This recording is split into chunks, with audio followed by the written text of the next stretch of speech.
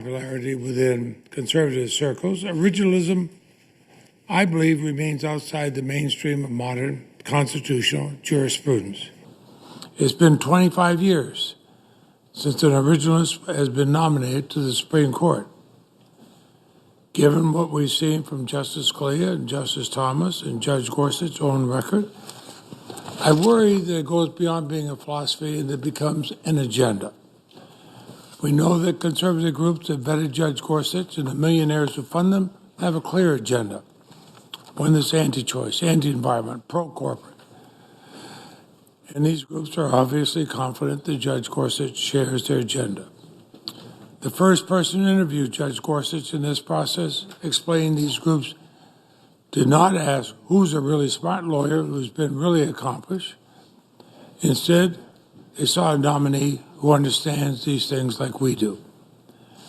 After all, Judge Gorsuch has been described by a former leader of the Republican Party as a true loyalist and a good, strong conservative. Now, the concerns I have about Judge Gorsuch's judicial philosophy and the process by which he is selected, the views of the president nominated, I hope and expect, Judge, that you will answer my questions and the questions of all of the senators, both parties, as clearly as possible. You know, it's not enough to say in private that the president's attacks on the judiciary are disheartening. I need to know that you understand the role of the courts in protecting the rights of all Americans. I need to know that you could be an independent check and balance on the administration that's nominated at you and on any administration that might follow it. Judge Gorsuch, these hearings occurring the week after Sunshine Week are the first opportunity for the American people to hear your views on the role of the courts, the meaning of our Constitution. Like the founders who did not know what legal questions would be presented in the decades to come, they set this constitutional process.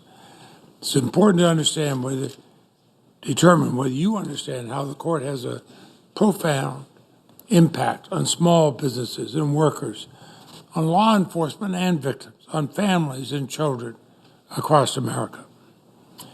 It is not contrary to the duties and obligations of a Supreme Court justice to consider the effects of their rulings. The court's aspiration, after all, is to provide equal justice under law. That's inscribed in Vermont marble over the doorway to the court. Judge Gorsuch, these hearings will help us conclude if you are committed to the fundamental rights of all Americans. Will you allow the government to intrude on Americans' personal privacy and freedom? Will you elevate the rights of corporations over those of real people? And will you rubber stamp a president whose administration has asserted that executive power is not subject to judicial review? It's important to know whether you serve with independence or as a surrogate to the president who nominated you, or the special interest groups that provided that president with your name. Now, I approach these hearings with these thoughts in mind. I can honestly say I've yet to decide how I'm going to vote in this nomination. Unlike those who blocked the nomination of Chief Judge Merrick Garland, I believe it's my constitutional responsibility to fairly evaluate a president's nominee to the Supreme Court. I voted for Supreme Court nominees. I voted against others. I recall going on the floor of the Senate right after our Democratic leader said he would vote against John Roberts for Chief Justice. I was the next speech. I said I would vote for him. But I'm going to base my determination on the full record at the conclusion of these hearings, just as I've done for the 16 previous Supreme Court nominees since I've been in the Senate. The Supreme Court is a guarantor of the liberties of all Americans. Judge Gorsuch, when you took the oath to sit on the federal bench, you spoke these following words that are in a judicial oath.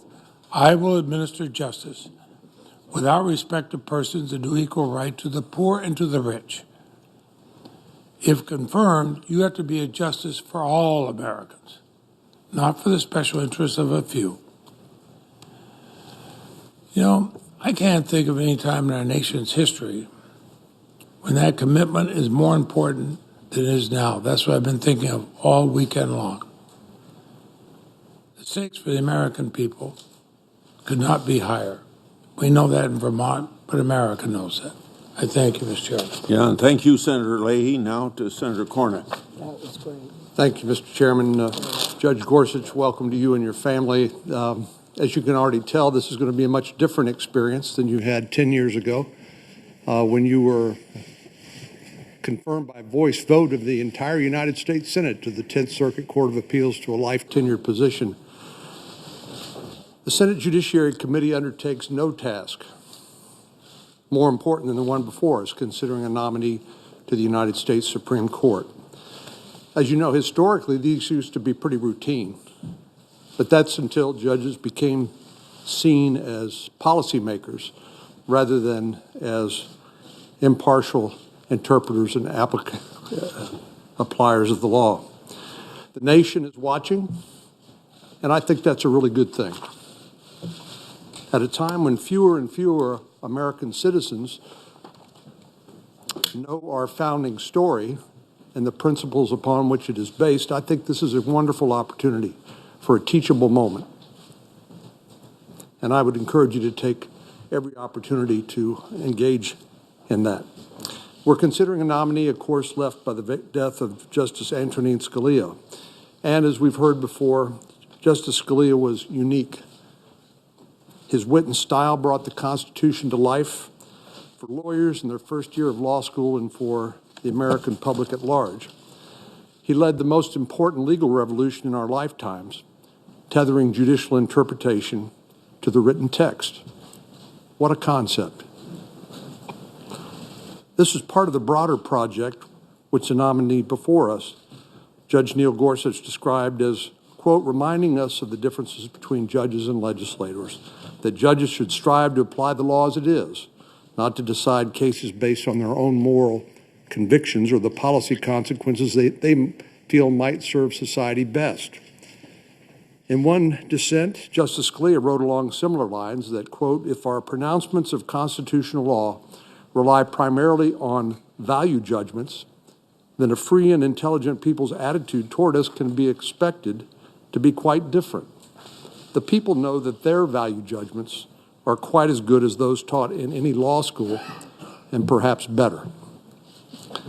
The framers, I believe, shared Justice Scalia's and your modest view of the role of judging.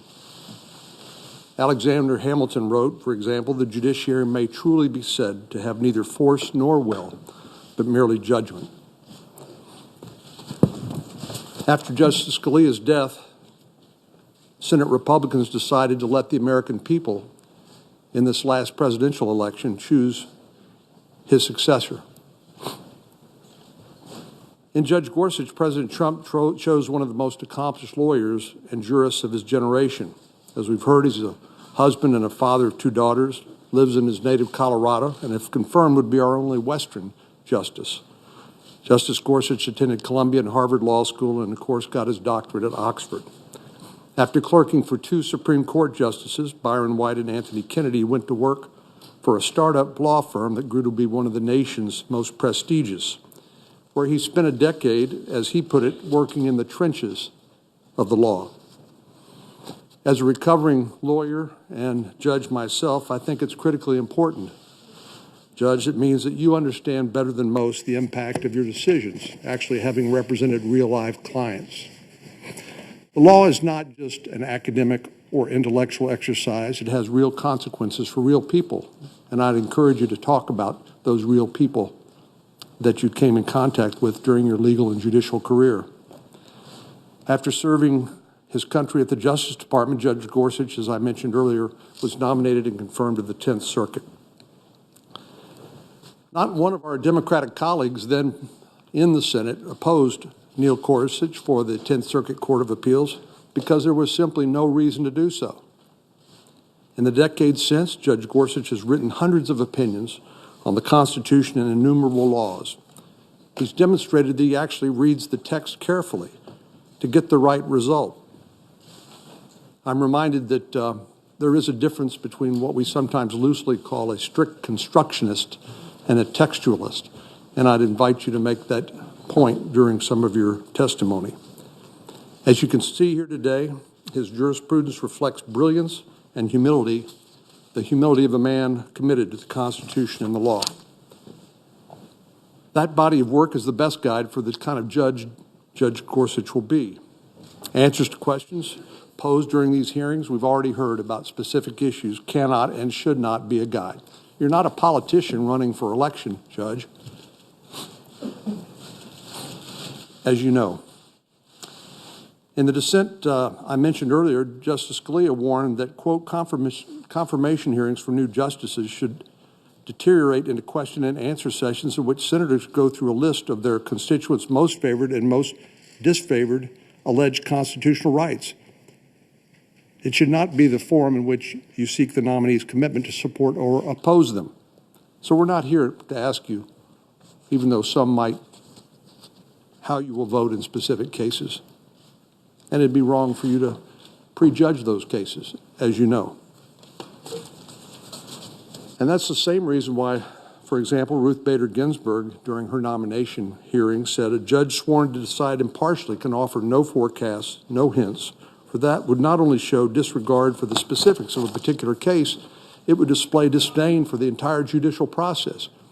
Can you imagine what a litigant might think if the judge before whom he or she was to present their case said before they heard a word how they were going to decide the case? That's why it's improper for you, as you know, to prejudge cases in your testimony before the committee. And our colleagues know that as well, but I expect them to ask a few questions nonetheless. Well, lately we've heard from some that they should criticize you for failing to rule for a sympathetic constituency in one case or another. But of course, as you know, Judge, if you follow the law and the facts wherever it may lead, sometimes it's for the police, sometimes for a criminal defendant, sometimes it's for a corporation, sometimes it's for an employee, sometimes it's for the government, sometimes it's against the government. That's how the rule of law works, and that's good for all Americans. One law professor at Harvard wrote, following the law, regardless of the parties, is in the long run, it protects the little guy a lot better than a system rigged to favor one side. Because of your qualifications and a demonstrated record of following the law, other than a few special interest groups, I believe you've got a broad spectrum, really surprisingly broad spectrum of people supporting your nomination. One of your colleagues on the left wrote in Washington Post, the Senate should conform Judge Gorsuch because there's no principled reason to vote no. Another liberal constitutional scholar joined a letter that stated, Judge Gorsuch has the unusual combination of character, dedication, and intellect that will make him an asset on our nation's highest court. President Obama's Solicitor General, from whom this committee will hear, wrote in the New York Times that liberals should back Judge Gorsuch because he would live up to the promises to administer justice with respect to persons and to do equal right to the poor and to the rich. So, Mr. Chairman, the list goes on and on. So I'm very pleased the American people are about to learn why President Trump chose you as his nominee for the Supreme Court. I look forward to hearing from Judge Gorsuch, and I would encourage my colleagues to carefully consider the nominee on the merits and nothing else. Thank you, Senator Cornyn. Now, Senator Durbin. Thanks, Mr. Chairman. Judge Gorsuch, welcome to you and your family. I've often read stories about earlier Supreme Court nominees and how little politics played any role in the selection and vetting of the nominees. Those of us on the Democratic side, as you can hear, are frequently warned not to let politics to be part of this decision. When I consider the path to this historic hearing, this plea rings hollow. The journey began with the untimely death of Justice Scalia in February of 2016. President Obama met his constitutionally required obligation by nominating Judge Merrick Garland to fill that vacancy in March of 2016. Senate Republican leader Mitch McConnell announced that for the first time in the history of the United States Senate, he would refuse Judge Garland a hearing and a vote. He went further and said he would refuse to even meet with the judge. It was clear that Senator McConnell was making a political decision, hoping a Republican president would be elected. He was willing to ignore the tradition and precedent of the Senate so that you could sit at this witness table today. In May and September of 2016, Republican presidential candidate Donald Trump released a list of 21 names, including yours, that he would consider to fill the Scalia vacancy.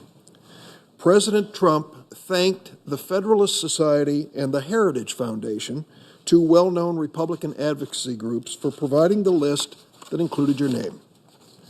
Your nomination is part of a Republican strategy to capture our judicial branch of government.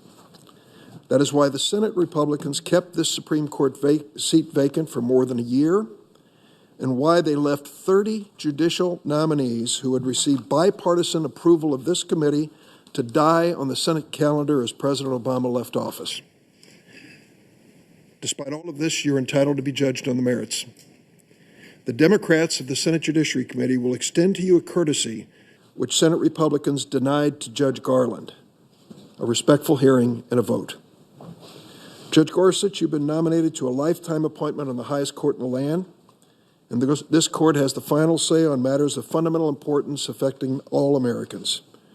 You have a lengthy record before the 10th Circuit and will ask many questions.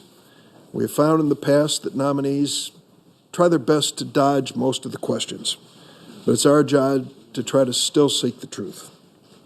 At the nomination hearing of Justice Ruth Bader Ginsburg, my friend and predecessor, Senator Paul Simon, set forth a standard for Supreme Court nominees.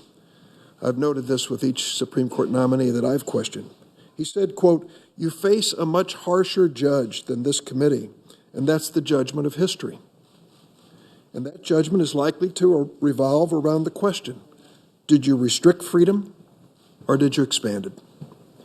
Let me be clear, when I talk about expanding freedom, I'm not talking about freedom for corporations. We the people does not include corporations. Senator Simon could never have imagined that the Supreme Court would give corporations rights and freedoms that were previously reserved only for individuals under the Constitution. And yet that's where we find ourselves with the Roberts Court. It's often said the Roberts Court is a corporate court because of its pro-business tilt. A study by the Constitutional Accountability Center found that the court ruled for the U.S. Chamber of Commerce 69% of the time. The court has certainly favored big business on issues like forced arbitration, corporate price fixing, workplace discrimination cases, just to name a few. But the Roberts Court has gone further than just ruling the way corporate America wants. In the 2010 Citizens United case, the Supreme Court held for the first time that corporations have the same rights as living, breathing people to spend money on elections. And that was followed in 2014 by the Hobby Lobby decision, which allowed for-profit corporations to discriminate against employees based on the corporation's assertion of religious belief. I don't recall ever seeing a corporation in the pews of Old St. Patrick's Church in Chicago. Our founders never believed that corporations were endowed with certain inalienable rights, but we're seeing the Supreme Court expand the rights of this legal fiction, a corporation, at the expense of the voices and choices of the American people. This strikes at the heart of the Supreme Court's promise to provide equal justice under the law. Judge Gorsuch, you took part in that Hobby Lobby case when it was before the 10th Circuit. As I read the case, I was struck by the extraordinary, even painful lengths the court went to protect the religious beliefs of the corporation and its wealthy owners, and how little attention was paid to the employees, to their constitutionally protected religious beliefs, their choices as individuals, and the burdens that the court's decision placed on them. I want to hear from you about a pattern I've seen in your decisions on the 10th Circuit. In case after case, you've either dismissed or rejected efforts by workers and families to recognize their rights or defend their freedoms. Cases like Trans Am Trucking, which we've already spoken to. Alphonse Madden. I had a chance to sit down with him just last week. He was the truck driver from Detroit who was driving around Chicago in the middle of January when A malfunction in his trailer froze the brakes, and he was forced to pull over on the side of the road. Al sat there on his cell phone with the dispatcher for the truck company who told him, "Don't leave this truck no matter what, and if you do, pull the trailer with you." Well, that was a big problem because the brakes were frozen and it would have been a safety hazard. And so he waited and waited, and the hours passed, and he started feeling numb and sick. You see, there was no heater in the truck, and according to his recollection, it was so cold, it was 14 degrees below. Not as cold as your dissent, Judge Gorsuch, which argued that his firing was lawful. You cited a strict textualistic argument to make your point, but you chose the text that you focused on. Thank goodness the majority in this case pointed out that common sense and the Oxford Dictionary supported the majority view. Compass Environmental Incorporated, another one of your cases, your dissent would have vacated a penalty against an employer who failed to train construction employee Christopher Carter to avoid the electrocution hazard that killed him. Strickland versus UPS. Your dissent would have kept Carol Strickland's sex discrimination case from going to a jury, even though your fellow judges said she provided ample evidence that she was regularly outperforming her male colleagues and treated less favorably. I want to hear more about your views on fundamental individual rights that the Supreme Court is tasked to defend: the right to privacy, the right for all faiths to practice their religion, the right to vote, equal protection, and the rights of women. The committee has received 2 letters from students who you taught last year that raise some serious concerns. Tomorrow we'll get to the bottom of it, I hope. We've learned you were an aggressive defender of executive power during the time of the Bush administration. In June 2004, after the Abu Ghraib torture scandal, I authored the first bill to ban the cruel, inhuman, and degrading treatment of detainees. That legislation became the McCain Torture Amendment, which passed the Senate in December of 2005 by an overwhelming 90-9 vote. But when President Bush signed the amendment into law, he issued a signing statement claiming he had the authority to ignore the McCain Amendment. Turns out you were deeply involved in this unprecedented signing statement. We need to know what you'll do when you're called upon to stand up to this president or any president if he claims the power to ignore laws that protect fundamental human rights. You're going to have your hands full with this president. He's going to keep you busy. It's incumbent on any nominee to demonstrate that he or she will serve as an independent check or balance on the presidency. There are some warning flags. February 23rd, White House Chief of Staff Reince Priebus said, and I quote, "Neil Gorsuch represents the type of judge that has the vision of Donald Trump." Close quote. I want to hear from you why Mr. Priebus would say that. Make no mistake, when it comes to the treatment of workers, women, victims of discrimination, people of minority religious faith, and our Constitution, most Americans question whether we need a Supreme Court justice with the vision of Donald Trump. With my constitutional responsibility firmly in mind, I look forward to questioning tomorrow. Thank you, Mr. Chairman. Thank you, Senator Durbin. Now, Senator from Utah. Thank you, Mr. Chairman, and thank you, Judge Gorsuch. Welcome to the committee. I also want to welcome your friends, family members, supporters, former colleagues, and people you've worked with over the years who have come to show their support. I know they're proud of you, and they're proud of you not just because of what you've done, what you've accomplished professionally, but also because of who you are personally, a man of integrity, a man of great accomplishment, a man of character, and a man of faith. Everyone knows that a Supreme Court confirmation hearing can be dramatic, even emotional at times. The stakes are high. As senators, we understand that there are a few things that are more important than the obligation that we're performing here, than the duty that we're carrying out in connection with this process. These days, it seems like standing for a confirmation hearing in the United States Senate after being nominated to the Supreme Court of the United States can appear a little bit like running for political office. As we've seen over the last few weeks, there are interest groups out there, some supporting you, some opposing you, out there waging campaigns almost as if they were running a campaign for someone pursuing public office. Maybe that's why, especially on this side of the dais, it can be easy to forget that a nominee is an ordinary citizen. Perhaps not ordinary in the usual sense, but at least that person is not a politician. You, sir, are not a politician, which means that the acrimony, the duplicity, the ruthlessness of today's politics are still a little foreign to you, are still quite unfamiliar to you. I hope that they will remain unfamiliar to you. In a former life, when I was a practicing attorney, I had the good fortune of appearing in front of you on the 10th Circuit. And so I know from my own personal experience that you're one of the best judges in the country.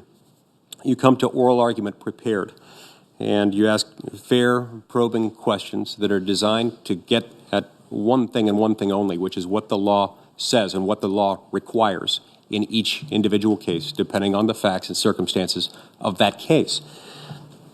You aren't there to promote a personal agenda or a political agenda, and you're not there to grandstand. You're there to listen to both sides of the argument in the case. You write thoughtful and rigorous opinions. They're careful and they're well-reasoned, and they're even interesting and pleasant to read, which is very difficult to achieve in the world of appellate litigation. Now, I know I'm easily entertained, but I find your opinions particularly interesting.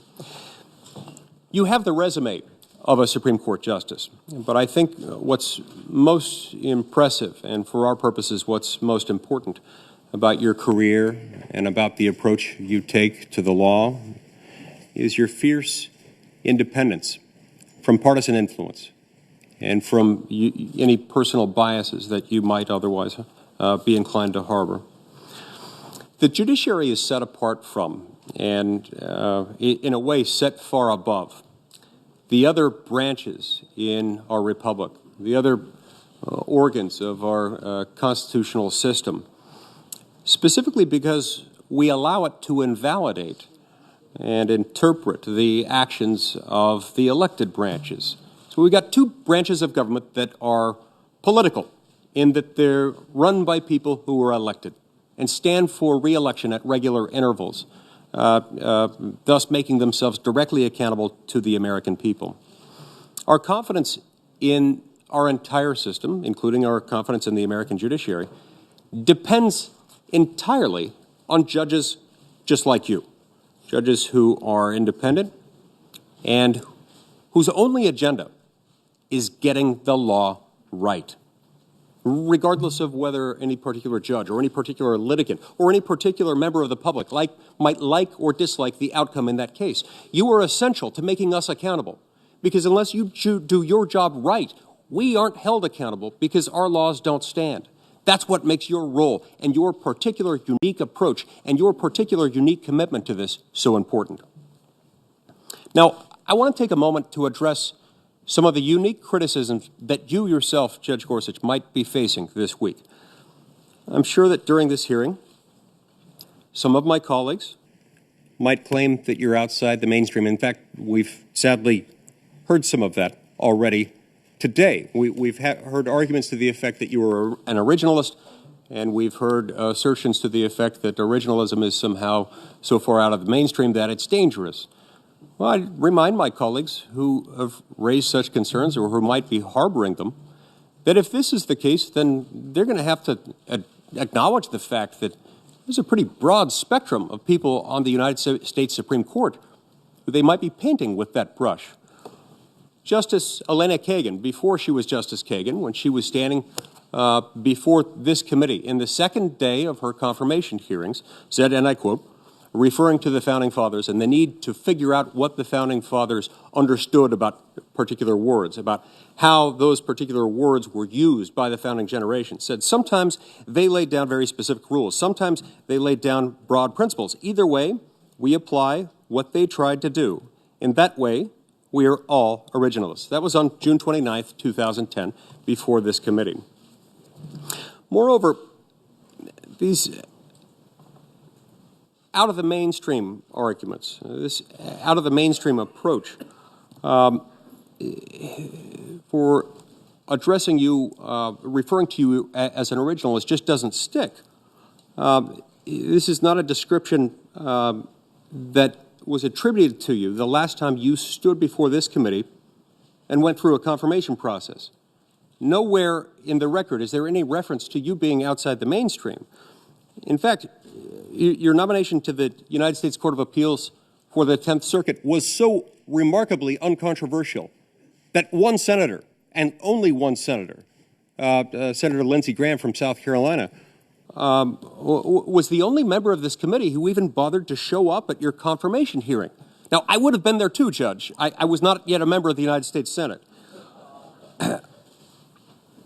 You were confirmed unanimously by voice vote without a single no vote. I'm sure that some of my colleagues will question your independence because in their view, perhaps you haven't sufficiently criticized the comments made by some of today's politicians.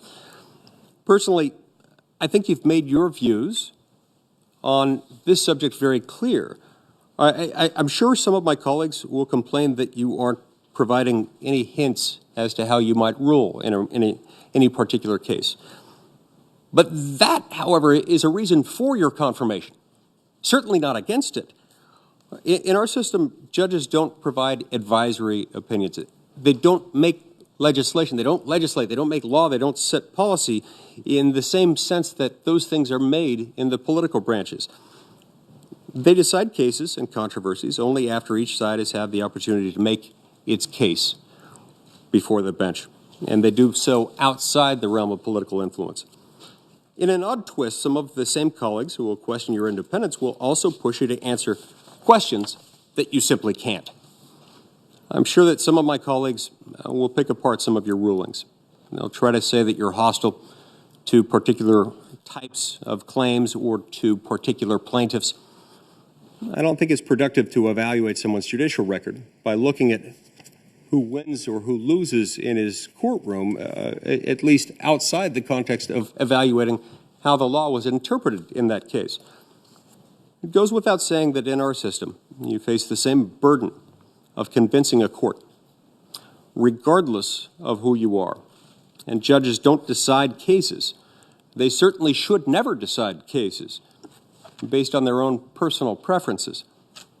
But to my colleagues who go down that road, the record shows with abundant clarity that you apply the law neutrally in all cases, without regard to the parties. Finally, I'd urge my colleagues to keep in mind that while Judge Gorsuch's reputation won't be affected by how we treat his confirmation, the same can't always be said of the Senate. The night Judge Gorsuch was nominated, he said the U.S. Senate is the greatest deliberative body in the world. I tend to agree, but these days it seems like this title is more of a challenge than an observation. It's more of an aspiration than a present sense description of reality. So I hope we prove you right this week. Thank you very much, and I really look forward to hearing answers to the questions we'll raise to you. Thank you, Senator Leahy. Now, Senator Whitehouse. Judge Gorsuch, welcome. As we discussed when we met, the question that faces me is, what happens when the Republicans get 5 appointees on the Supreme Court? I can't help but notice the long array of 5-4 decisions with all the Republican appointees lining up to change the law to the benefit of distinct interests, Republicans at the polls and big business pretty much everywhere. Let's look at the 5-4 decisions. First, helping Republicans at the polls. All the Republican appointees' 5-4 decisions on election law favor Republicans at the polls. 6-0. Helping Republicans gerrymander, paving the way for the Republican Red Map plan that won the House against the American majority in 2012. Jubileer, 5-4, all the Republican appointees. Helping Republican legislatures keep Democrat-leaning minorities away from the polls with targeted voter suppression laws. Shelby County, 5-4, all the Republicans. Bartlett v. Strickland, 5-4, all the Republicans. Helping corporate money flood elections and boost Republican candidates, McCutcheon, 5-4, all the Republicans, counting the concurrence. Bullock, 5-4, all the Republicans. And the infamous Citizens United decision, 5-4, all the Republicans. In each area, the court made new law, 5-4, and each decision predictably helped Republicans win elections. At 6-0, it's a partisan rout. Then look at cases that pit corporations against human beings. All the 5-4 Republican appointee decisions line up to help corporations against humans. Citizens United and the political money decisions should again count here. All three of them 5-4, all the Republicans. Then come decisions that protect corporations who've harmed their employees. In pay discrimination, Ledbetter, 5-4, all the Republicans. In age discrimination, Gross, 5-4, all the Republicans. In harassment cases, Vance, 5-4, all the Republicans. In anti-retaliation cases, Nassar, yep, you guessed it, 5-4, all Republicans. Then there are the decisions that protect corporations from class action lawsuits. Walmart v. Dukes, 5-4, and Comcast, 5-4, both all Republicans. Then there are decisions that help corporations steer customers away from juries and into corporate-friendly mandatory arbitration. Concepcion and Italian Colors Restaurant, both 5-4, both all Republicans. The Iqbal decision, 5-4, all Republicans, helped bar the courthouse door for all types of plaintiffs. All of this helps keep corporations away from juries, the one element of government hardest for corporations to control. Indeed, as you know, tampering with a jury is a crime. The court also helps big business against unions. Harris v. Quinn, 5-4, all Republicans. Last year, Friedrichs was teed up as a 5-4 body blow against unions when Justice Scalia died. With a new 5-4 court, they'll be back. Throw in Hobby Lobby. Corporations have religious rights that supersede health care for their employees. 5-4, all Republicans. Add Heller and McDonald, reanimating for gun manufacturers a legal theory a former Chief Justice once called a fraud. 5-4, all Republicans. Help insulate investment bankers from fraud claims? Why not? Janus Capital Group, 5-4, all Republicans. Chamber of Commerce v. EPA gave corporate polluters an unprecedented victory. Again, 5-4, all Republicans. That's an easy 16-0 record for corporations against humans. To me, every time seems like a lot. There's no coincidence here. Big business has law groups out trolling for test cases to go get those cases before the friendly court. The Republican politico-industrial complex piles in with amicus briefs and floods to tell the Republican appointees on the court what it wants. Republican justices are even starting to give hints so big business lawyers can rush to get certain cases up pronto to the court. It's kind of a machine. Special interests set up and fund front groups. The front groups appear as amici before the court. The amicus briefs of the front groups tell the court what the special interests want. The court follows the amicus briefs. The decision benefits the special interests, and the special interests pour more money to the front groups. On it goes like turning a crank. The biggest corporate lobby of them all is winning better than 2-1 at the court. This 5-4 rampage is not driven by principle. Over and over, judicial principles, even so-called conservative ones, are overrun on the court's road to the happy result. Stare decisis. That's a big laugh. These were law-changing decisions, many upending a century or more of law and precedent. Textualism. The Second Amendment uses the military term, arms, and talks about militias, but never mind that when the gun lobby wants something. Originalism. There's a particularly good one. Find me a founding father who planned a big role for business corporations in American elections, or one who would have countenanced the steady strangulation of the civil jury without so much as a mention of the Seventh Amendment. The Citizens United majority even fiddled with court procedure to get to the decision it wanted to deliver.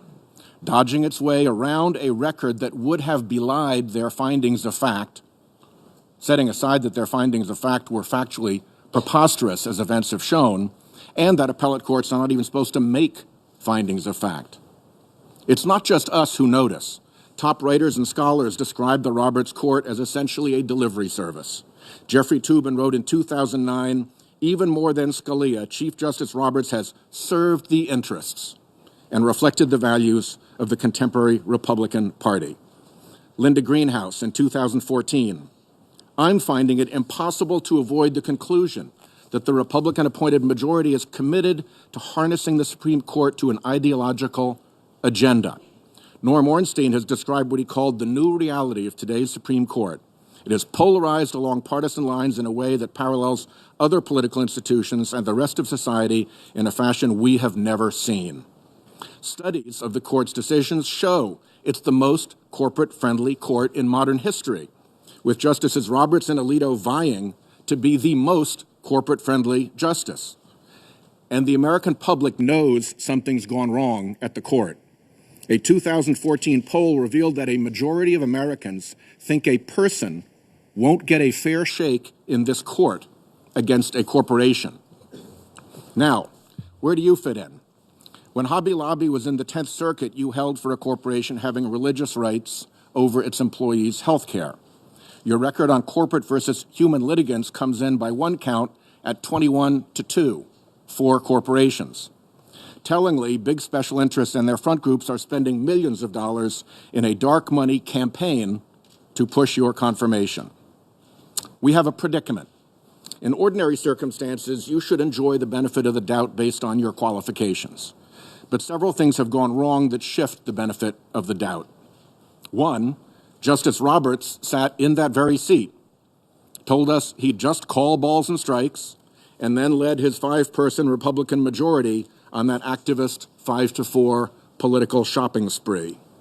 Once burned, twice shy. Confirmation etiquette has been unhinged from the truth. 2, Republican senators denied any semblance of due legislative process to our last nominee, one, I would say, even more qualified than you, and that's saying something. Why go through the unprecedented political trouble to deny so qualified a judge even a hearing if you don't expect something more amenable to come down the pike? Those political expectations also color the benefit of the doubt.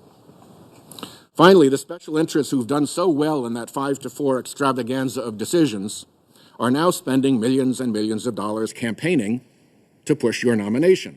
They obviously think you will be worth their money. These special interests also supported the Republican majority keeping this seat open.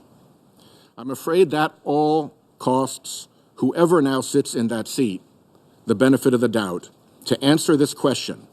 Will you saddle up with the other Republican appointees and launch the court 5-4 again on another massive special interest and Republican election spree?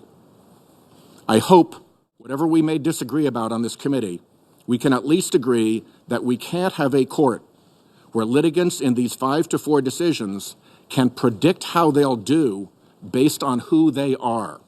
Because here's what it looks like now. If they're big Republican election interests, they'll win every time. If they're corporations against a human being, they will win every time. And, Your Honor, every time seems like a lot. Thank you, Chairman. B. Graham. Thank you, Mr. Chairman. There's a reason I did not do this litany with Democratic nominees that appeared before the committee. I don't think it would have made any difference in terms of how other people voted, and I didn't expect them to vote with the Republican majority, Elena Kagan and Sonia Sotomayor. I could have spent a lot of time talking about how antagonistic they are to the Second Amendment, in my view, how the unborn doesn't have much of a chance in their court, how the environmentalists always win, and there's no government too big to be said no to. The reason I didn't do that is because I thought they were qualified. And if you believe this has been a great plan to get a Trump nominee on the court, then you had to believe Trump was going to win to begin with. I didn't believe that. Obviously, I didn't believe that, saying all the things I said, followed closely by Ben. But apparently, what I said didn't matter, and that's okay with me. The American people chose Donald Trump, and here's what I can say about the man in front of us. No matter who had won our primary, no one could have chosen better than Neil Gorsuch to represent conservatism on the Supreme Court. So Donald Trump deserves to be congratulated for listening to a lot of people and coming up with, I think, the best choice available to a Republican president in terms of nominating somebody who is going to keep the conservative philosophy alive and well in the court. And I doubt if you'll be disappointed many times with Judge Gorsuch, but he's a pretty independent guy from what I can tell. You'll probably be more disappointed. I've never been disappointed with Sotomayor and Kagan in the sense I knew what I was getting. They always vote with the liberal bloc. They're very qualified people. Sometimes the court comes together 9-0 to reject something. But most of the time, people break along the lines of where they came from. And I think Sotomayor and Kagan came from a view of the law that I don't accept in terms of who I would have chosen, but was well within the mainstream of judicial philosophy from the left. I thought they led exemplary lives, quite frankly. There were a lot of attacks on them that I didn't echo because I thought, give me a break. Really, are these the two worst women in the world? They lived exemplary lives, were highly qualified, and that's why I voted for them.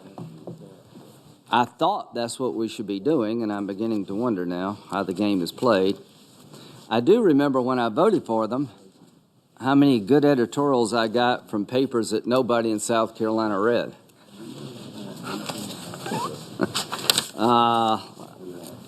I miss Harry. Harry's around here somewhere, Harry Reid. He said something nice about me. I can't find it. But he basically said that I wished more people would follow Senator Graham's lead when it comes to voting for very highly qualified nominees. He said that on the floor. Maybe that'll happen in the future. Well, time will tell. Now, as to whether or not this man is highly qualified, I'm dying to hear the argument that he's not. You may not like the view he has of the law, but I'm dying to hear somebody over there tell me why he's not qualified to be sitting here when a Republican president occupies down the street. Now, when you look at the Federalist Papers, I saw the musical Hamilton. It was pretty good. Reading his work was even better. And in the Federalist Papers 78, 87, I can't remember the number, basically what he tells us is that the role of the Senate is to make sure that the president doesn't pick someone specially favored for their state, an association to their family, someone really cronyism, I guess, is what we're supposed to be doing. And most Supreme Court justices, up until modern times, basically were confirmed with a voice vote. So things have changed, and we can't lay all the blame on our Democratic friends about politicizing the selection process. What I want to say to the public is I'm glad people like Judge Gorsuch are willing to go through this. And I'm sure Justice Sotomayor and Kagan had wished on a couple of days they had not chosen that path, but I think they made it through, quite frankly, with flying colors. So the issue for me is I'm waiting to hear somebody over there tell me why you're not qualified for the job that you're seeking. 2,700 decisions, and you've been overruled once. An academic record. The reason I didn't do all the things you did academically, I couldn't get into the schools you were able to get into. But the way you've handled yourself, I think you should be proud of the way you've handled yourself on the court. I think all the statements by your colleagues who know you better than anybody up here when no TV cameras rolling, say nothing but great things about you, even people who have a different philosophy. So I just want you to know that from my point of view, you're every bit as qualified as Justice Sotomayor and Kagan. I think you're just as good a man as they are to find women. And over the course of the next couple of days, the American people are going to get to understand who you are and within limits your judicial philosophy. They're going to want you to decide every case they don't like here, and you'll have to say no. And there's a reason I didn't ask Justice Sotomayor and Kagan to give me an opinion as to what they would do when they got on the court, because I knew they wouldn't tell me that. Didn't really feel comfortable asking them that. As to Justice Garland, the one thing I can say for sure is that when Justice Scalia passed on February the 13th, we'd already had 3 primaries on the Republican side, and the campaign was in full swing on the Democratic side. I thought long and hard about that. Are we doing something unfair here by not allowing the current president to nominate somebody and fill a vacancy in the last year of their presidency after the political process had started? So when I started looking around at what other people thought, here's what Joe Biden thought in '92. If someone steps down, I'd highly recommend the president not name someone and not send up a name up.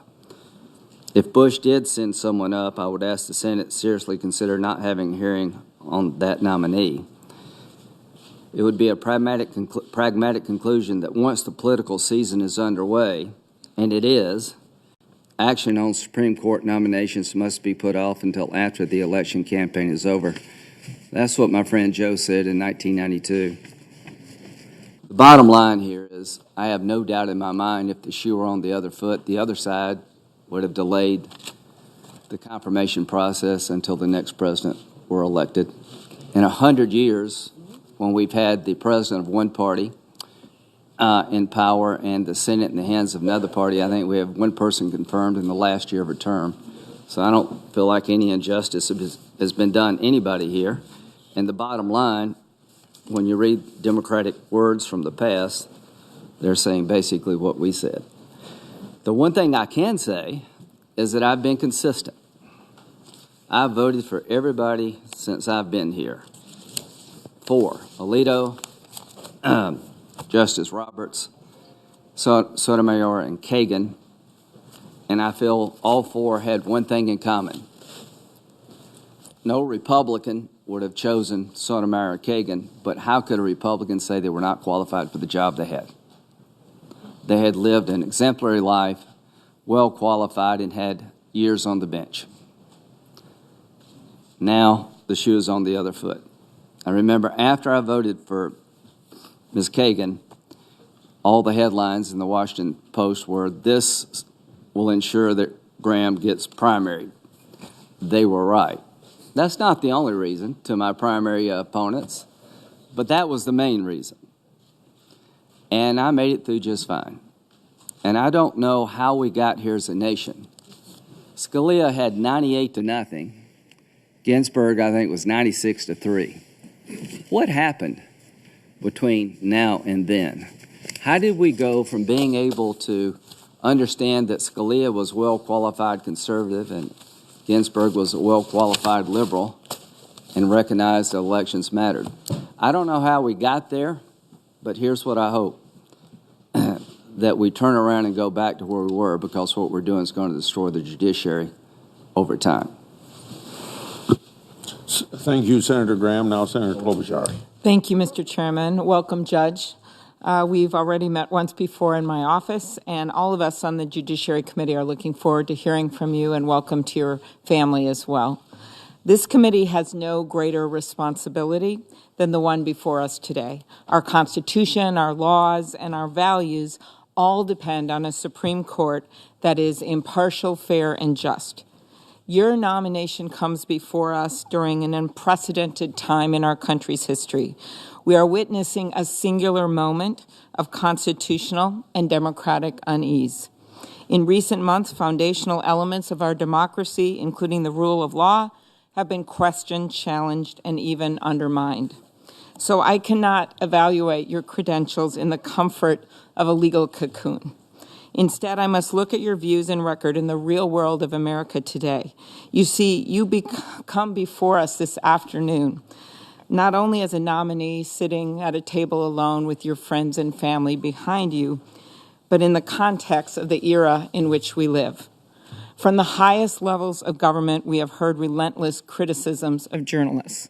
17 intelligence agencies have confirmed that Russia, an autocratic foreign government, attempted to influence our most recent election.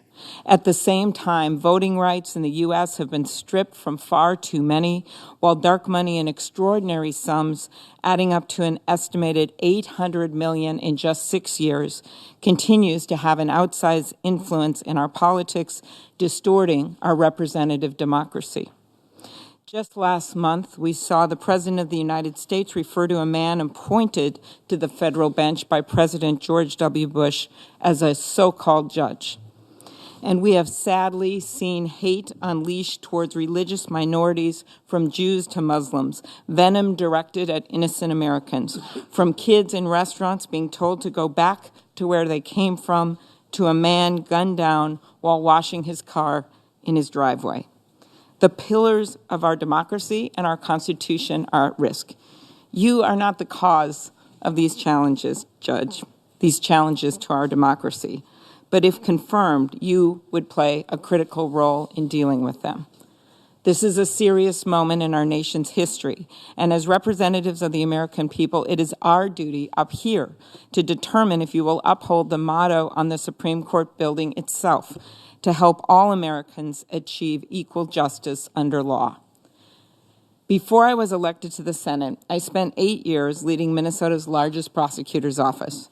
I've seen firsthand how the law has a real impact that extends far beyond the walls of a courtroom, whether it's crime victims and their families or people who have seen a loved one sent to jail.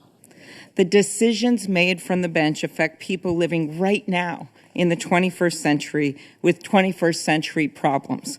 So though the U.S. Constitution and its Bill of Rights were written in the 18th century, though the 14th Amendment's guarantee of equal protection of the laws was written in the 19th century, the decisions made today affect not the lives of our 18th and 19th century ancestors, but of all Americans today. So, Judge, these hearings will not just be about your legal experience. They are about trying to understand what you would actually do on the court. For the law is more than a set of dusty books in the basement stacks of a law library. It's the bedrock of our society. We need to know how you approach the law. After Judge Merrick Garland was nominated to the Supreme Court last year, we often heard about how he is a careful jurist who decides cases on the narrowest possible grounds, who builds consensus across the ideological spectrum, who doesn't inject political considerations into his rulings. We look forward to hearing what your judicial philosophy would be on the court. Looking at your past decisions, I have questions about how you would approach your work. In a speech last year, you spoke about the differences between judges and legislators. You said that while legislators may appeal to their own moral convictions and to claims about social utility to reshape the law as they think it should be in the future, that judges should be none of those things in a democratic society. Judges, you said, should instead strive to apply the law as it is, focusing backward, not forward, and looking to text, structure, and history to decide what a reasonable reader at the time of the events in question would have understood the law to be. I want to understand better those views of the Constitution and how they square with modern-day life. Due process, equal protection of the laws, these are general and sweeping terms, and the Supreme Court, which has the power of judicial review, has the constitutional duty to be the final arbiter of what the Constitution means, rulings that can impact voting rights, civil rights, and the right of people to marry. Many of the issues we face today are ones that this country's founders never considered, and in fact never could have considered because of all the social change and innovation that has taken place. We are no longer dealing with plows, bonnets, and colony debts in England, but instead driverless cars, drones, and cybercrimes. And those were just the topics of the hearings I attended last week. I want to understand how your judicial philosophy, which as you suggest looks backward, not forward, may affect the rights of our fellow citizens. I also want to understand the implications of your views on legal precedent. One example of this occurs in the context of the Chevron doctrine. In stating that courts should generally defer to reasonable interpretations of executive agencies, this 33-year-old case guarantees that the most complex regulatory decisions, ones judges themselves may have little or no expertise to handle, are made by the scientists and professionals best equipped to rise to these challenges. These modern agency decisions include things like rules protecting public safety, requirements against lead-based paint, and clean water protections for our Great Lakes. Last year, in your concurring opinion in Gutierrez v. Lynch, you suggested that Chevron should be overturned. Yet this act would have titanic real-world implications on all aspects of our everyday lives. Countless rules could be in jeopardy, protections that matter to the American people would be compromised, and there would be widespread uncertainty. Judge, if you believe it is really time to overturn Chevron, then we need to know with what you would replace it. Another opinion that I want to talk about is Riddle v. Hickenlooper. In your concurring opinion, you suggest that the court should apply strict scrutiny to laws restricting campaign contributions. If the Supreme Court adopted that view, it could well compromise the few remaining campaign finance protections that are still on the books. The notion that Congress has little or no role in setting reasonable campaign finance rules is in direct contradiction with the expressed views of the American people. In recent polls, over 3/4 of Americans have said that we need sweeping new laws to reduce the influence of money in politics. While polls, as we know, aren't a judge's problem, democracy should be. When unlimited, undisclosed money floods our campaigns, it drowns out the people's voices. It undermines our elections. Other questions about your views in money and politics are raised by your opinion in Hobby Lobby. In that opinion, you found that corporations were legal persons and could exercise their own religious beliefs. This ruling leaves open the troubling argument that corporations have a right to free speech equal to that of citizens, which would invalidate the prohibition of corporations donating. These aren't the only First Amendment issues I'll raise. I want to talk about New York Times v. Sullivan and freedom of the press, as well as an area you have great expertise in, antitrust. Judge, as I consider your nomination, I'm reminded of something a justice who hailed from Minnesota, Justice Blackmun, once said. Surely, he wrote, there is a way to teach law, strict and demanding though it might be, with some glimpse of its humaneness and basic good. There is room for flexibility and different answers, and not all is black and white. You see, there's a reason we have judges to apply the laws to the facts. It's because answers aren't always as clear as we would like, and sometimes there is more than one reasonable interpretation. As a prosecutor, I knew that every charging decision that we made, every case we chose to pursue, had real implications. It's the same with judges. For in the end, it wasn't a law professor or federal jurist who was helped by the Eighth Circuit's reliance on Chevron. It was an hourly Minnesota grocery store worker who got his hard-earned pension. And when the court stripped away the rules that opened the door to unlimited super PAC spending, it wasn't the campaign financiers or the ad men who were hurt. It was a grandma in Lanesboro, Minnesota, who actually believed that giving $10 to her senator would make a difference. And as the granddaughter of an iron ore miner, I can tell you it wasn't a CEO or a corporate board chair whose life was saved by mining safety rules. It was the Minnesota iron ore workers, like my grandpa, who went to work every day with a black lunch bucket 1,500 feet underground in a cage. My dad, who ended up as the first kid in his family to graduate from high school and from there to community college and then to the University of Minnesota, still remembers as a little boy standing in front of the caskets of those mine workers lining St. Anthony's Church. It was the worker protections, coupled with the ability to organize as a union, that finally made those miners' jobs safe. Judge, you have been rightfully praised for your impressive academic credentials and experience. But at these hearings, I want to know more than just about your record. I want to know about how, if you are confirmed, your decisions will in fact reflect precedent and the law, whether your judgments and decisions will be good, whether they will be done in a way that will help all Americans, from that grandma in Lanesboro to that Minnesota grocery store worker. That's not politics. That's why we're having these hearings today. Thank you. Thank you, Senator Klobuchar. Now, Senator Cruz.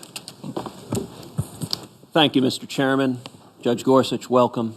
Thank you for your decades of service, honorable service. Thank you for your family being here today. And thank you for your willingness to endure the spectacle of this confirmation hearing. February 13th of last year was a devastating day for those of us who revere the Constitution and the rule of law. On that day, we lost Supreme Court Justice Antonin Scalia. Justice Scalia was one of the greatest justices to ever sit on the court. He was a trailblazing advocate for the original meaning of the Constitution and a shining example of judicial humility. His death left an enormous hole not only in our hearts, but in the protections for the rule of law. And it left enormous shoes to fill, a daunting task that I know weighs on you as you consider the enormity of what is in front of you. Today, there is a sharp disagreement about the very nature of the Supreme Court. Some people view the court as a hyper-powerful political branch. When they grow frustrated with the legislative process and the will of the people, they turn to the courts to try to see their preferred policies enacted. For conservatives, we understand the opposite is true. We read the Constitution and see that it imbues the federal judiciary with a much more modest role than the left embraces. Judges are not supposed to make law. They are supposed to faithfully apply it. Justice Scalia was a champion of this modest view of the judicial role. But had his vacant seat been filled by Barack Obama or Hillary Clinton, Justice Scalia's legacy would have been in grave danger. If they had filled his seat, we would have seen a Supreme Court where the will of the people would have been repeatedly cast aside by a new activist Supreme Court majority. We would have seen a Supreme Court majority that viewed itself as philosopher kings who had the power to decide for the rest of us what policy should govern our nation and control every facet of our lives. We would have seen our democratic process controlled by 5 unelected lawyers here in Washington, D.C. That would have been a profound and troubling shift in the direction of the Supreme Court and in our nation's future. That is why, after Justice Scalia's untimely death, the Senate chose to exercise our explicit constitutional authority, and we advised President Obama that we would not consent to a Supreme Court nominee until the people, in the midst of a presidential election, were able to choose. For 80 years, the Senate had not filled a Supreme Court vacancy that had occurred in a presidential election year, and the Senate majority rightly decided that last year would not become the first in 8 decades. The people, therefore, had a choice between an originalist view of the Constitution represented by Justice Scalia or a progressive and activist view of the Constitution represented by Barack Obama and Hillary Clinton. During the campaign, President Trump repeatedly promised to nominate justices in the mold of Justice Scalia. And indeed, he laid out a specific list of 21 judges, constitutionalists from whom he said he would choose his nominee. Judge Gorsuch was one of those 21. Issuing such a list was a move without precedent in our country's presidential history. And it created the most transparent process for selecting a Supreme Court justice that our nation has ever seen. The voters had a direct choice. The voters understood the 21 men and women from whom the president would pick. And they had a very different vision of a Supreme Court justice that was put forth by Hillary Clinton. And in November, the people spoke. In what was essentially a referendum on the kind of justice that should replace Justice Scalia, the people chose originalism, textualism, and rule of law. The people chose judicial humility. The people chose protecting the Bill of Rights, our free speech, our religious liberty, our Second Amendment, rather than handing policy-making authority over to judges on the Supreme Court. Given that history, given the engagement of the electorate nationally on this central issue, I would suggest that Judge Gorsuch is no ordinary nominee. Because of this unique and transparent process, unprecedented in the nation's history, his nomination carries with it a super legitimacy that is also unprecedented in our nation's history. The American people played a very direct role in helping choose this nominee. Like the renowned justice he is set to replace, Judge Gorsuch is brilliant and has an impeccable academic record. His judicial record demonstrates a faithful commitment to the Constitution and the rule of law. He has refused to legislate his own policy preferences from the bench, while recognizing the pivotal role the judiciary plays in defending the fundamental liberties protected in the Bill of Rights. On the night he was nominated, Judge Gorsuch channeled Justice Scalia when he explained that, quote, "A judge who likes every outcome he reaches is very likely a bad judge, stretching for results he prefers rather than those the law demands." That is exactly right. And those words should give comfort to the American people and to my Democratic colleagues. And it's worth recalling that our friends on the Democratic side of the aisle understand this, and indeed, not too long ago, agreed with it. A decade ago, Judge Gorsuch was confirmed by this committee for the Federal Court of Appeals by a voice vote. He was likewise confirmed by the entire United States Senate by a voice vote without a single Democrat speaking a word of opposition. Not a word of opposition from Minority Leader Chuck Schumer, not from Harry Reid or Ted Kennedy or John Kerry, not from Senators Feinstein, Leahy, or Durbin, who still sit on this committee, not even from Senators Barack Obama, Hillary Clinton, or Joe Biden. Not a one of them spoke a word against Judge Gorsuch's nomination a decade ago. And the question this hearing poses to our Democratic colleagues is, what has changed? What has changed? 10 years ago, Judge Gorsuch was so unobjectionable, he didn't merit even a whisper of disapproval. In the decades since, he has had an objectively exemplary record. By any measure, he has shown himself to be even more worthy of the bipartisan support he received back then. Unfortunately, modern reality suggests that's probably not something my Democratic colleagues feel they can do in today's political environment.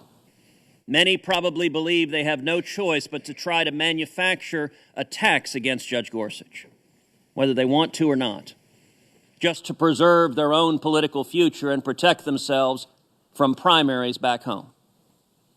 We're seeing some of these baseless attacks already. Most recently, some Democrats have tried to slander Judge Gorsuch as being, quote, against the little guy because he has dared to rule based on the law that Congress has passed, and not on the specific identity of the specific litigants appearing before him.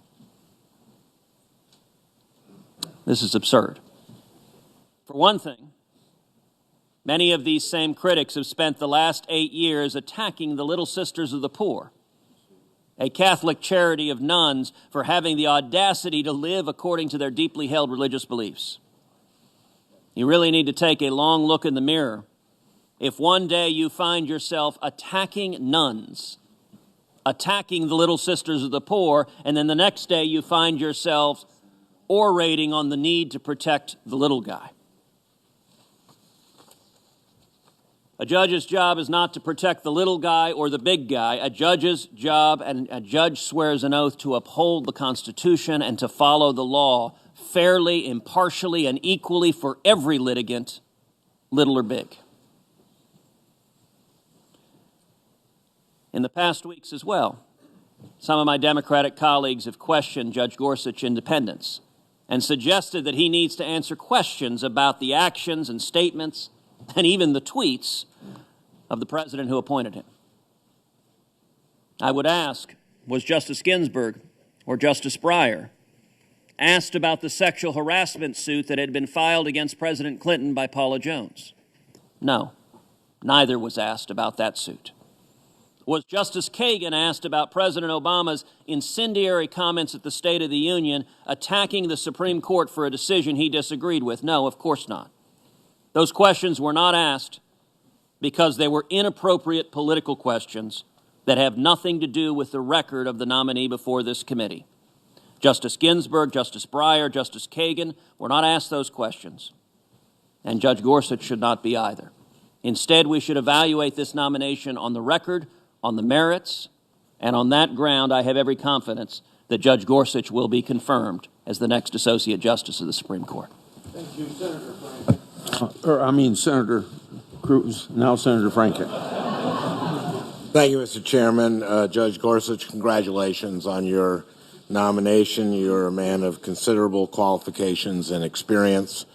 And having reviewed your decisions, I can say that you're a man of strong opinions. But the task before this committee is not to determine whether you are a man of conviction. Rather, it is incumbent upon us to determine whether the views that you espouse and whether your interpretation of the Constitution take proper measure of the challenges the American people face every day. We must determine whether your understanding of our founding document is one that make real its promise of justice and equality to all Americans, black and white, immigrant, Native American, gay, straight, and transgender. We must determine whether your interpretation of our laws and the Constitution will unfairly favor corporate interests over working families or limit the ability of Minnesotans to get their day in court. The justices who sit on the Supreme Court wield enormous power over our daily lives. And so before this committee decides whether to advance your nomination, we have an obligation to fully examine your views on these important issues and to make sure that those views are known to the public.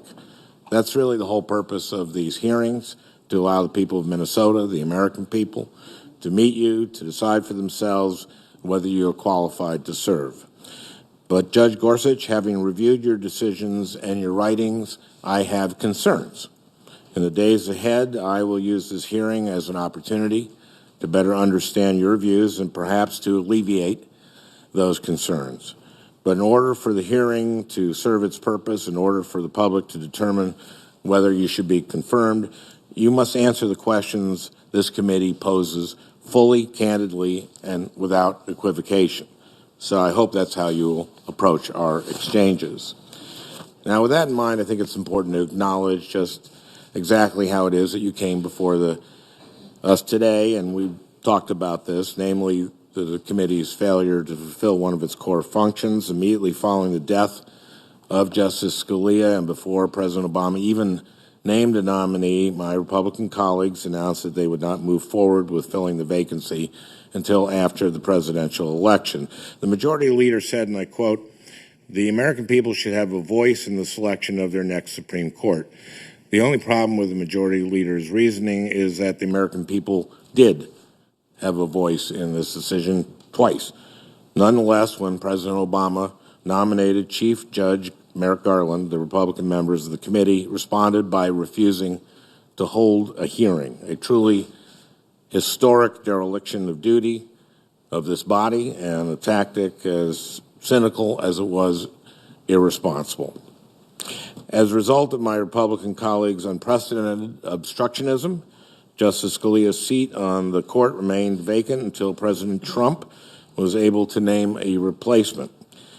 Now, during the campaign, then candidate Trump made no secret about what kind of nominee he would select.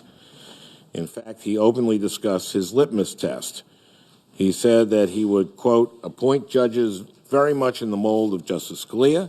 During the final presidential debate, then candidate Trump said, quote, the justices I'm going to appoint will be pro-life.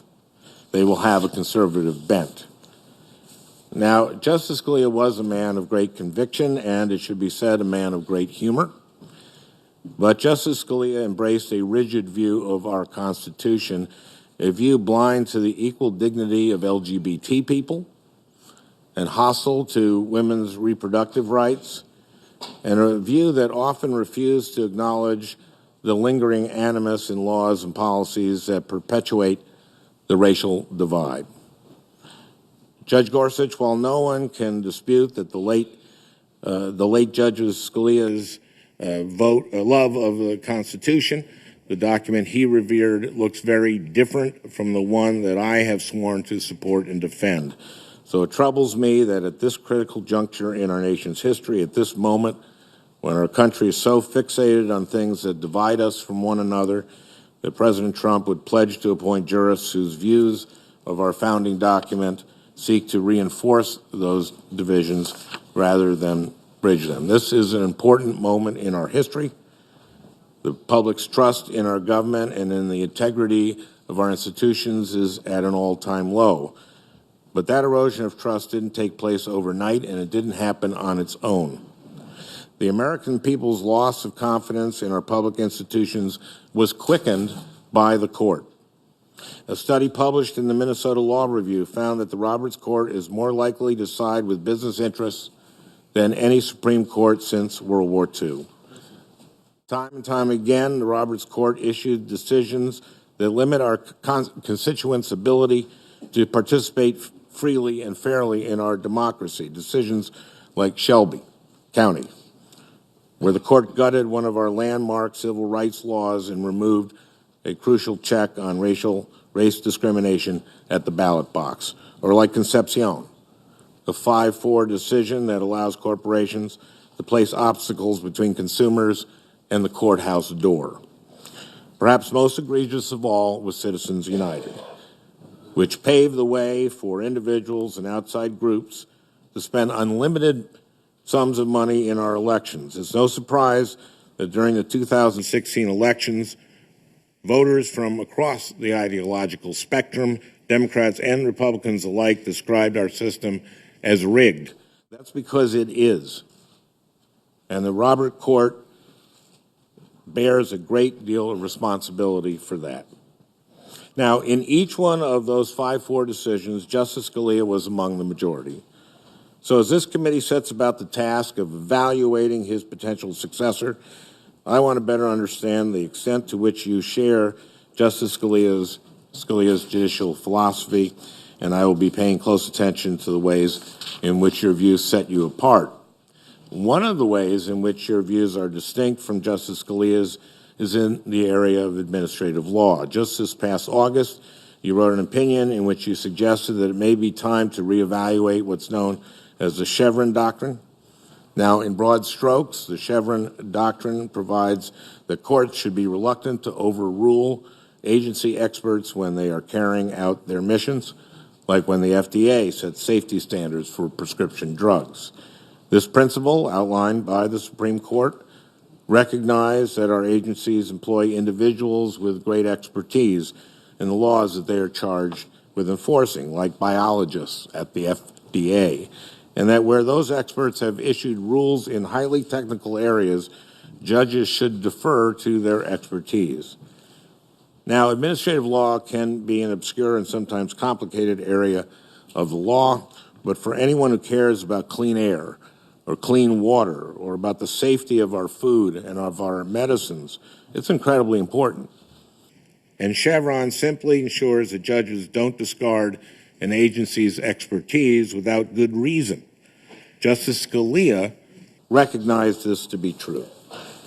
But to those who subscribe to President Trump's extreme view, Chevron is the only thing standing between them and what the president's chief strategist Steve Bannon called the quote-unquote deconstruction of the administrative state, which is shorthand for gutting any environmental or consumer protection measure that gets in the way of corporate profit margins.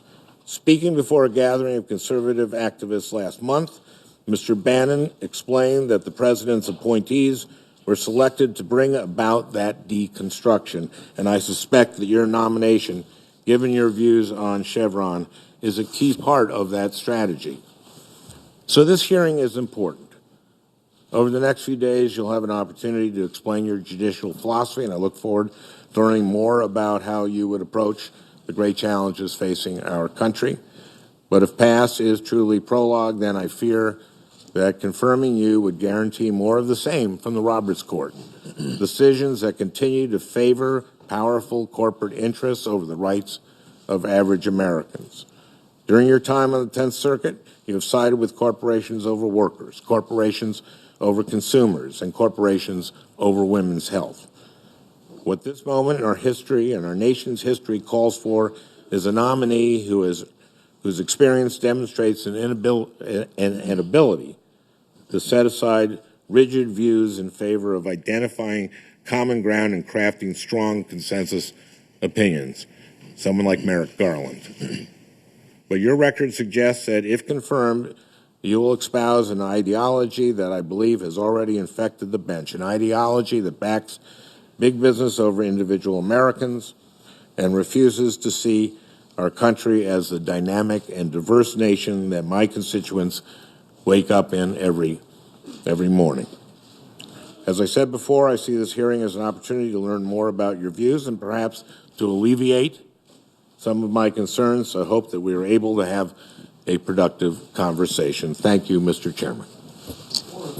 Before the senator from Nebraska goes, I haven't talked to the person sitting there and can't get up and go, but I think when you're done, we'll take 5 minutes and you can do whatever you want to do.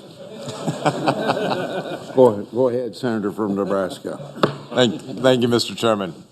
Judge, this is a special moment in the life of our republic. We have an opportunity to stand back from more than 200 years of our history, to evaluate our civic health, and to recommit ourselves to a government that is intentionally limited, to powers that are intentionally distinguished and divided. That's what these next few weeks are actually about. Arguably, the most important thing the U.S. Senate will do this year is confirm the next Supreme Court justice. I want to focus my opening remarks around the simple image of a judge's black robe. It's a strange thing that judges wear robes. You people are odd. But it isn't something that we should just look past as an odd convention. It's something that we should look right at. It's not some relic from history that people wore long ago in an era of formality, like a powdered wig. So why do the robes exist, unfashionable and unattractive as they often are? The reasons are better summed up by a current sitting judge than I might be able to put them. And so I quote, "Donning a robe doesn't make me any smarter, but the robe does mean something. It's not just that I can hide the coffee stains on my shirt. It serves as a reminder of what's expected of us, what Burke has called the cold neutrality of an impartial judge. It serves, too, as a reminder of the relatively modest station we're meant to occupy in a democratic society. In other countries, judges might wear scarlet. Here, we're told to buy our own plain black robes, and I can attest to the standard choir outfit of the local uniform supply store as a good deal. Ours is the judiciary of an honest black polyester," close quote. The author of these insightful words sits before us, Judge Neil Gorsuch. And that statement is an excellent lens through which to view the work of the committee this week, and indeed the work of the court over the next century and beyond. I want to make 3 simple overlapping points about that judge's black robe. 1, it changes the way that our eyes see the court. 2, it reiterates the calling of a judge to the judge. And 3, it gives us a special opportunity to teach our kids something about their Constitution, the enduring paper that defines what our government can and cannot do. First, then, how does it change the way we see the court? When you look at the 9 justices sitting together in their robes, they blend in with one another. It's hard to tell them apart if you squint, and thus it calls attention to the office rather than to the person. That's because when the judge puts on his or her robe, it forces their personalities into the background so that we can focus on the important but the modest job that they have to do, which is to drill down on facts and law. Facts are objective. They don't change based on your personality. They're evaluated against written objective laws, not against what the judge wishes the law said. Someone famously said that, quote, empathy close quote, is an essential ingredient in arriving at a just decision. This belief is well meant, but it's very foolish. For standing before a court, your gender, your skin, your bank account cannot decide your fate. In the same way, a judge's race, class, and gender should not decide your fate. Empathy is actually not the role of a Supreme Court justice. It is, in a sense, our role, for we are men and women who've been hired and can be fired by the American people to empathize. We're to identify with the hopes and the struggles of 320 million Americans. But the judge, instead, has a different job, to faithfully and dispassionately apply the law to the facts of the particular case. The judge's robe is there to remind the judge and us of that if the facts are on your side, it shouldn't matter which judge you sit before. Our ideal is one where you can trade out one judge for another judge, and you should get the same outcome. This is the heart of what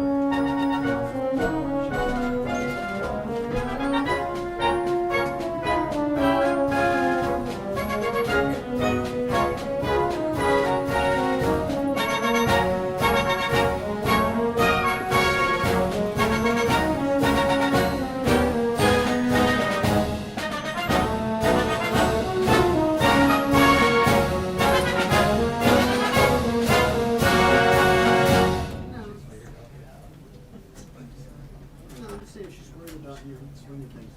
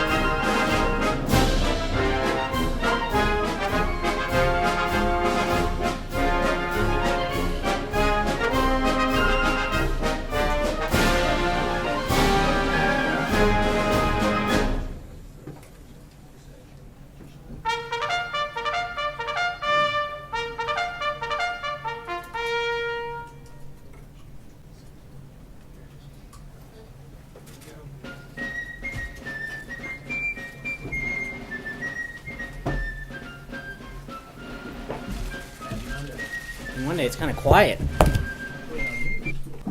Good afternoon. As you all know, the president will be speaking this afternoon in Louisville, and we've got an event coming up, so I'll try to keep this relatively short to focus on, let the president focus on his message for the day.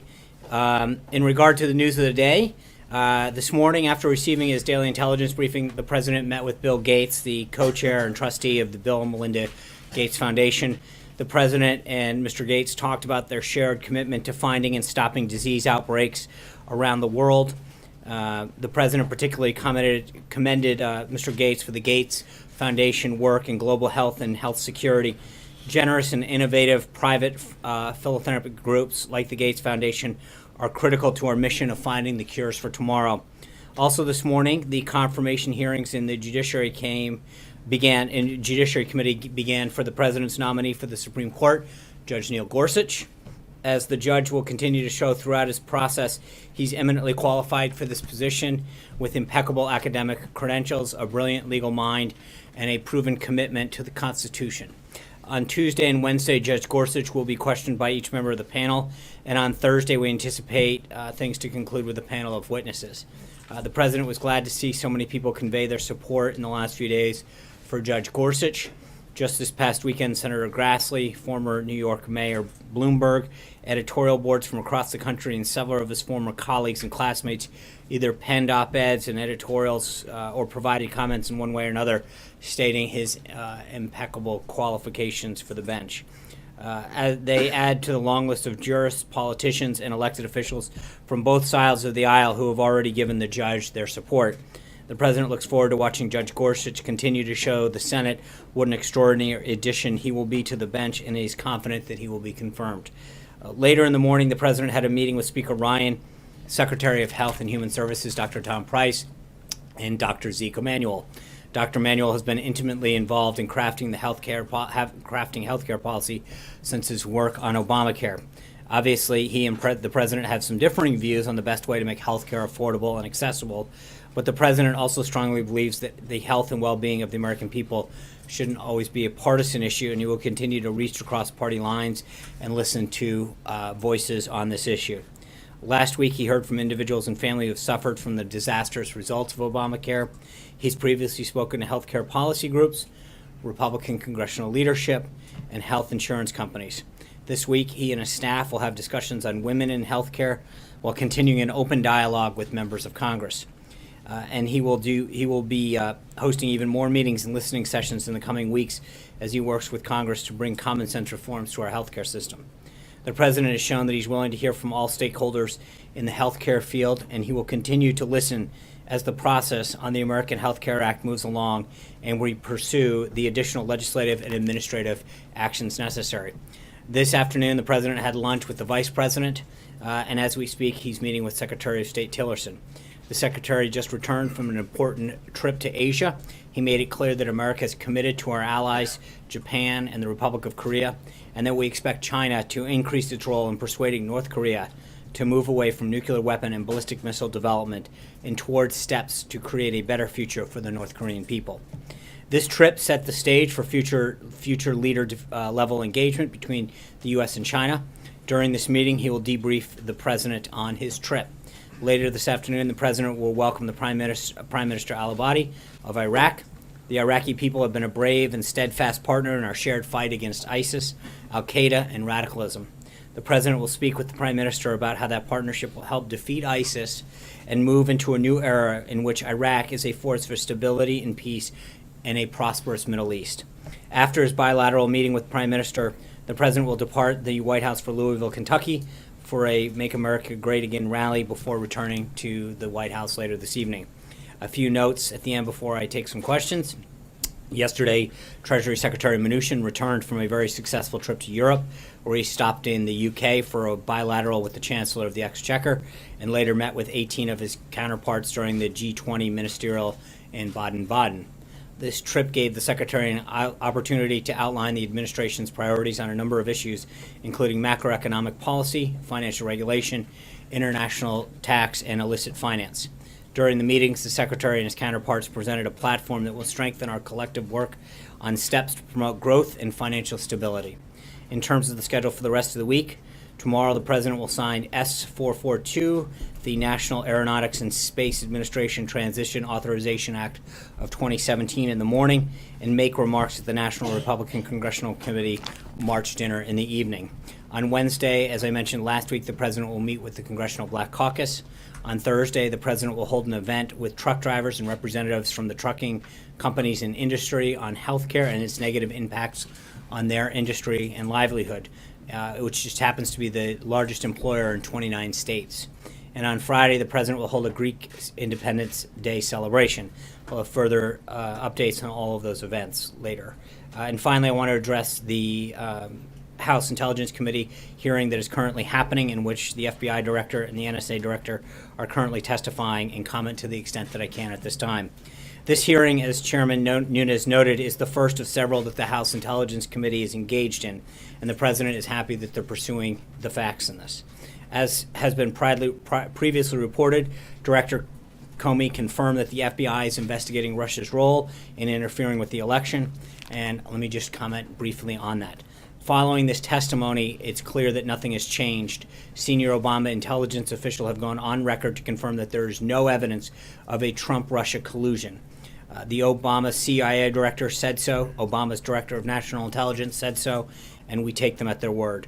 However, there was some new information that came from the hearing that we believe is newsworthy about the intelligence gathering process, and the unmasking of Americans identified in intelligence reports, and the illegal leak of such unmasked individuals, which is a federal crime.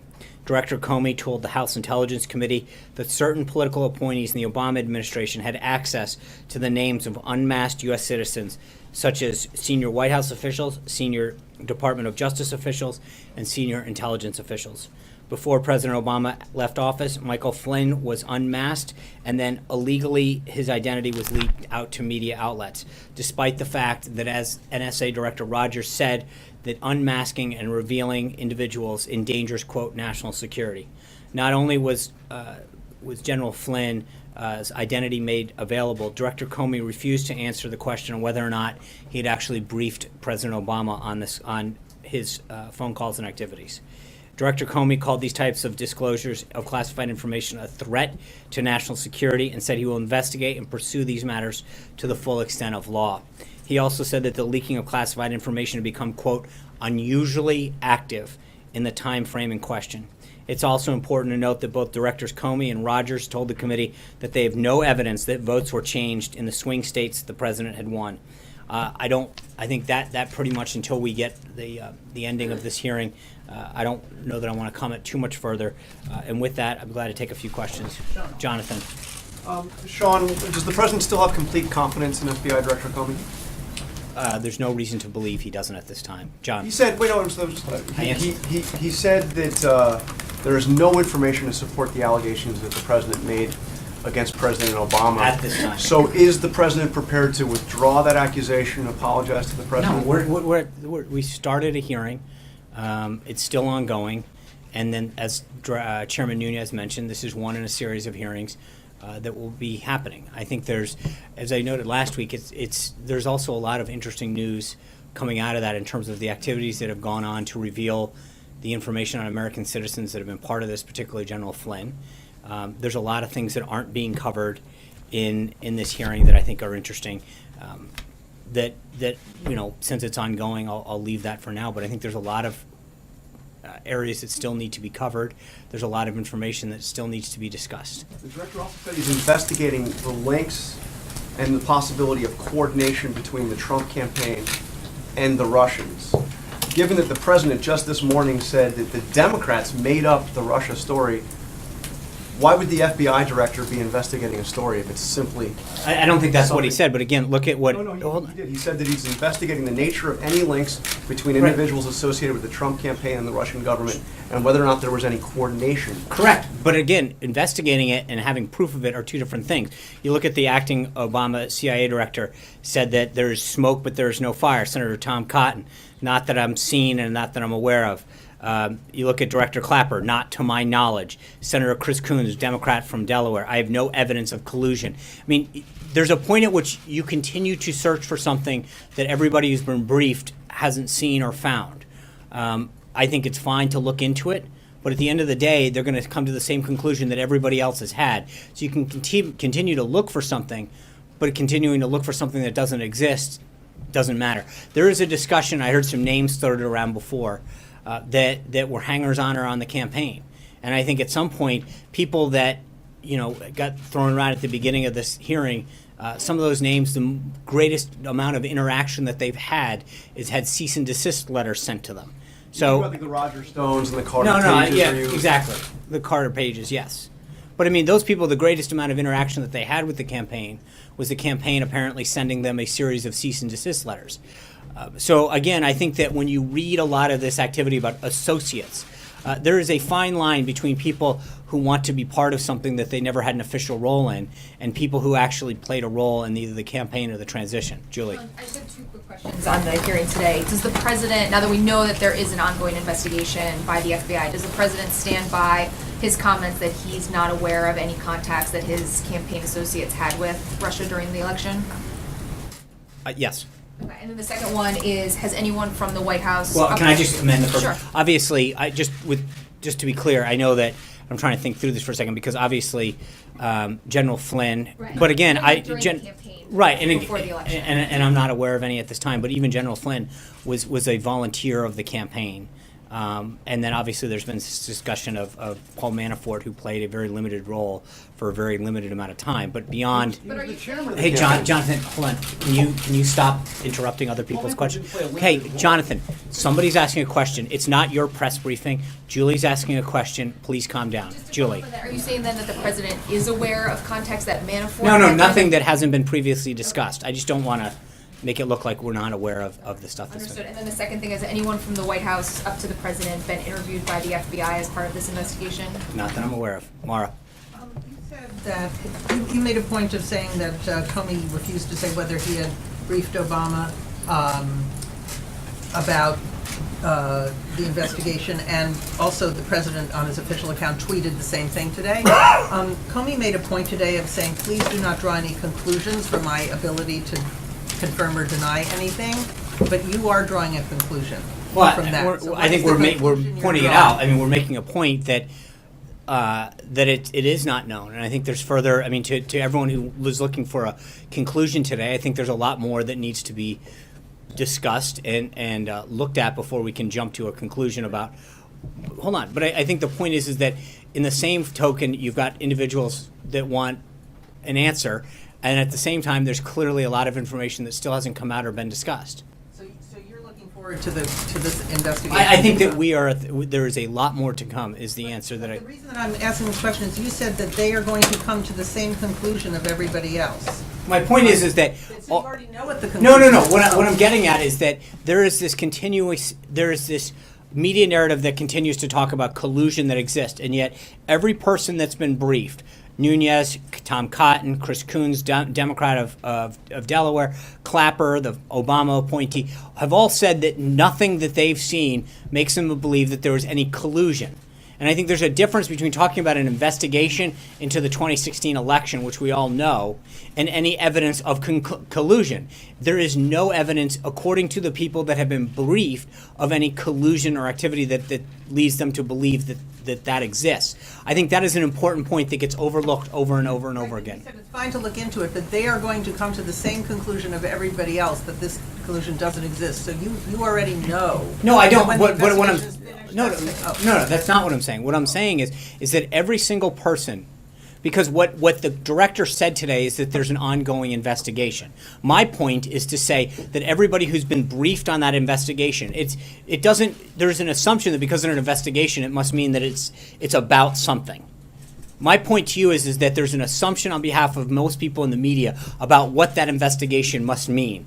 And my point to you is that despite the narrative that gets played over and over again with respect to what the investigation might mean in terms of collusion, every person, Republican and Democrat, that's been briefed on it has come to the same conclusion that there is no collusion and that that's over. So while we can talk about an investigation big picture holistically, the idea that so many people are trying to jump to a conclusion seems very, very misguided. Zeke. Thanks, Sean.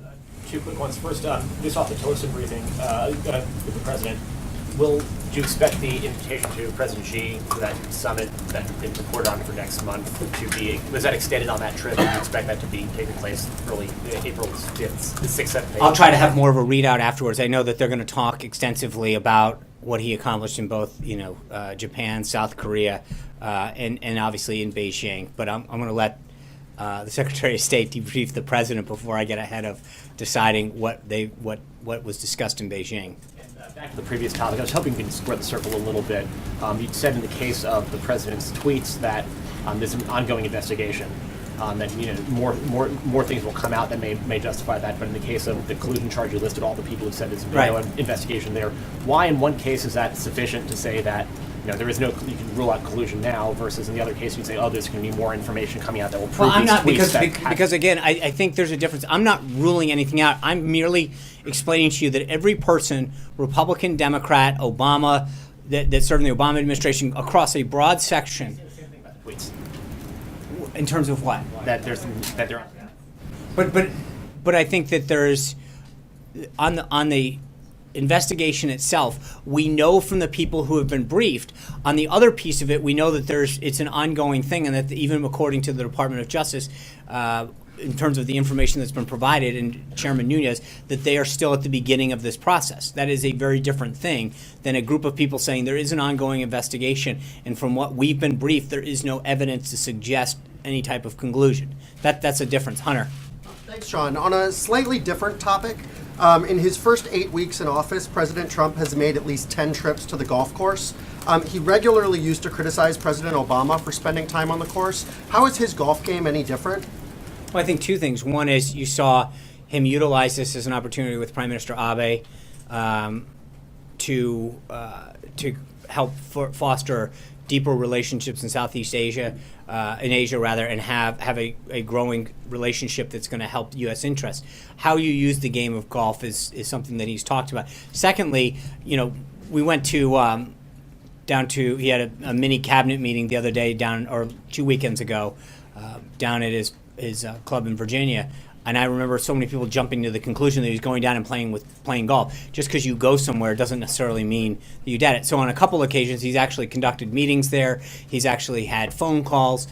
So just because he heads there doesn't mean that that's what's happening. So let's. I know he did meet with Prime Minister Abe on the course, but we're not getting a lot of details on other high-level meetings that are taking place. If he is having these productive meetings on the course, why isn't the president and his aides being a little more forthcoming about what he's doing? It's the same reason that he can have dinner or lunch with somebody, and not because I think the president's entitled to a bit of privacy at some point, where we bring that, which is what we've always agreed to. We bring the press pool, the protective pool, to be there, but the president's also entitled to a bit of privacy as well. Trey. Does the president believe the FBI will do a fair job of investigating any sort of links to Russia during the election? And then I have one more for you. I think there's a variety of institutions looking at it, both the House and the Senate Intelligence Committee, the FBI. But yeah, I mean, I think that when you get to the bottom of it, we'll have a much better picture of what's happening, and I think it'll continue to vindicate him on that. Go ahead. In the follow-up, the president tweeted this morning a question about a potential DNC connection to Russia during the election. Right. Is he under the impression that the Clinton campaign had inappropriate contact with Russia during the election? Well, I think that and that's an interesting aspect of all of this that's not being covered. Number one, from everything that has been publicly available, on several occasions, the DNC was asked by the FBI to investigate or to allow their servers to be looked at, despite all of the claims of their concerns about leaking. And yet the question still doesn't come out. Why wouldn't the DNC on multiple occasions rebuff the FBI? Why were they not wanting, if they were so concerned about hacks and leaking, why did the DNC not ask the FBI to come look? Not only did they not ask them, they rebuffed them on multiple occasions. Why?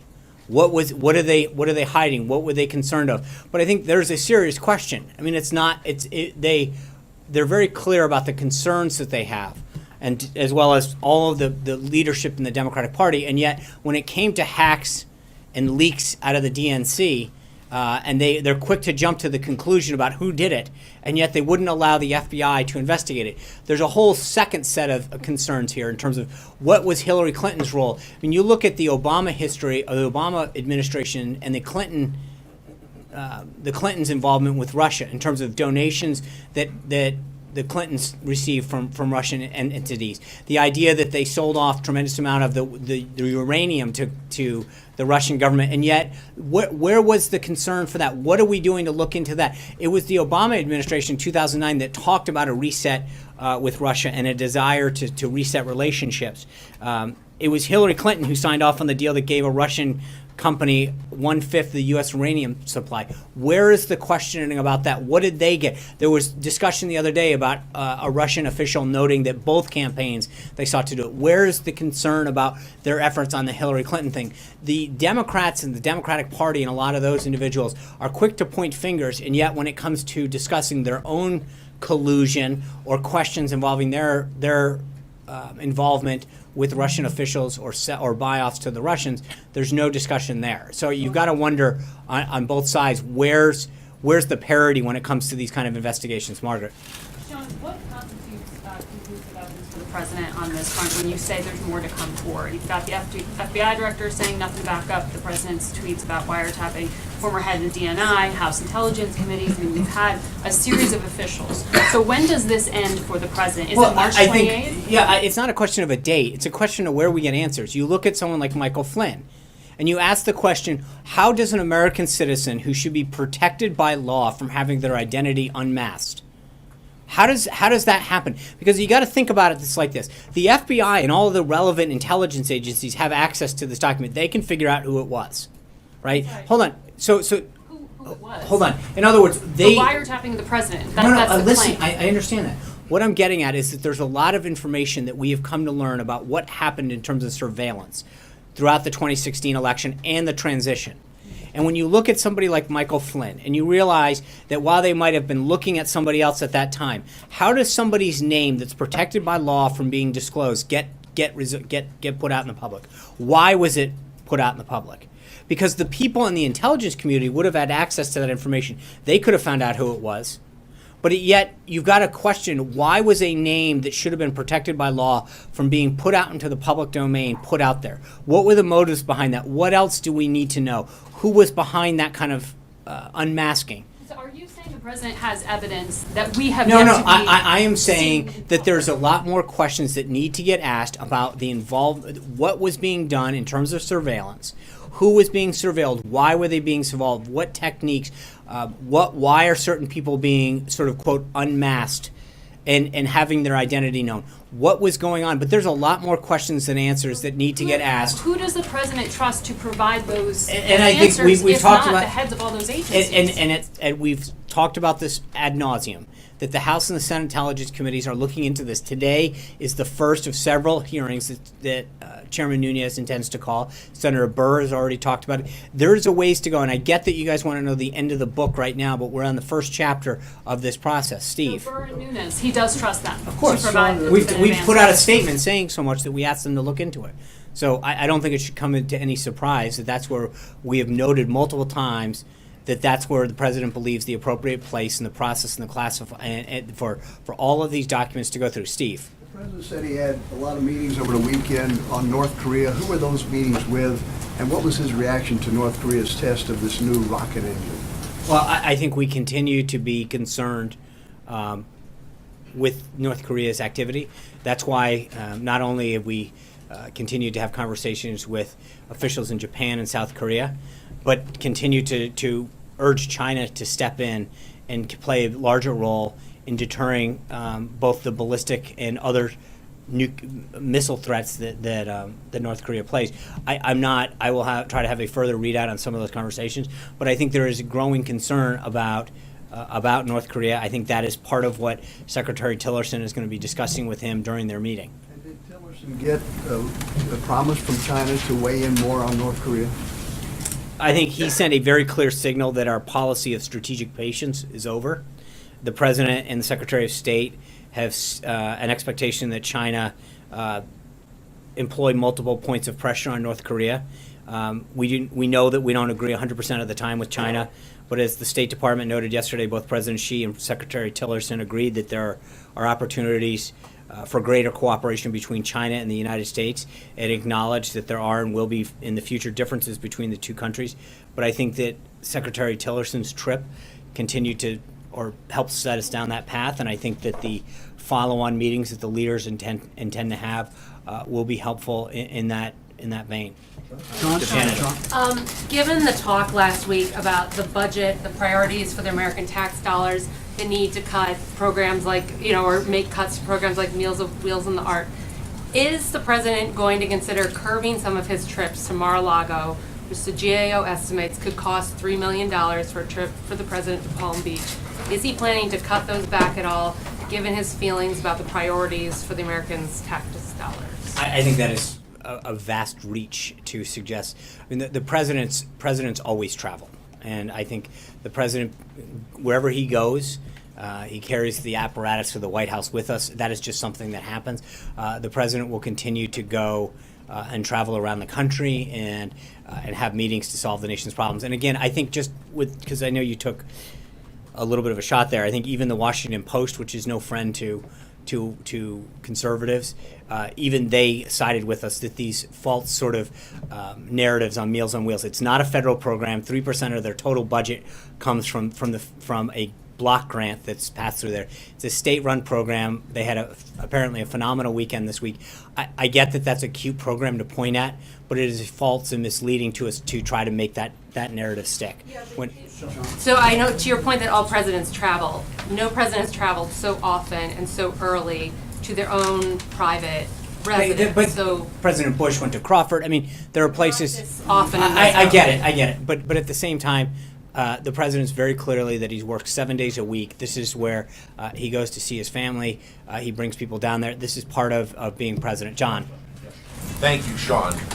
Turning back to the meeting with Chancellor Merkel on Friday, did the president and the chancellor discuss the economic crisis in Greece at all?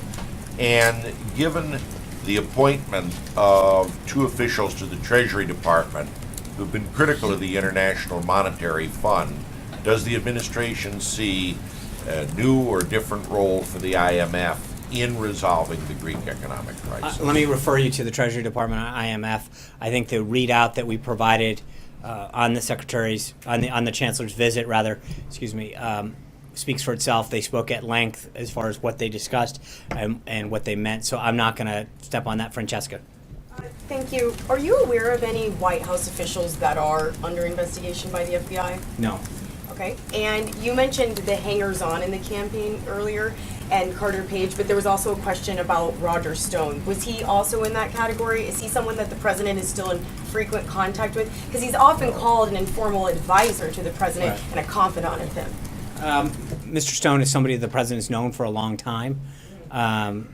He worked briefly on the campaign, I think, till about August of 2015, from recollection. But they have talked from time to time, but I don't think any time recently. But they had a long relationship going back years where they would provide counsel. And again, I played a role early on in his campaign, but ended that role in August of 2015. And I don't know at all when the last time they even spoke was. Sean, did in the meeting this morning with Gates, did the president's cut in NIH funding come up, and how does he square meeting with Gates and sort of focusing on this whole need to continue medical research, and then at the same time want to cut medical research funding by such a large amount? I mean, I know they talked about cures and health, and I think he applauds a lot of the work that they've done overseas in particular.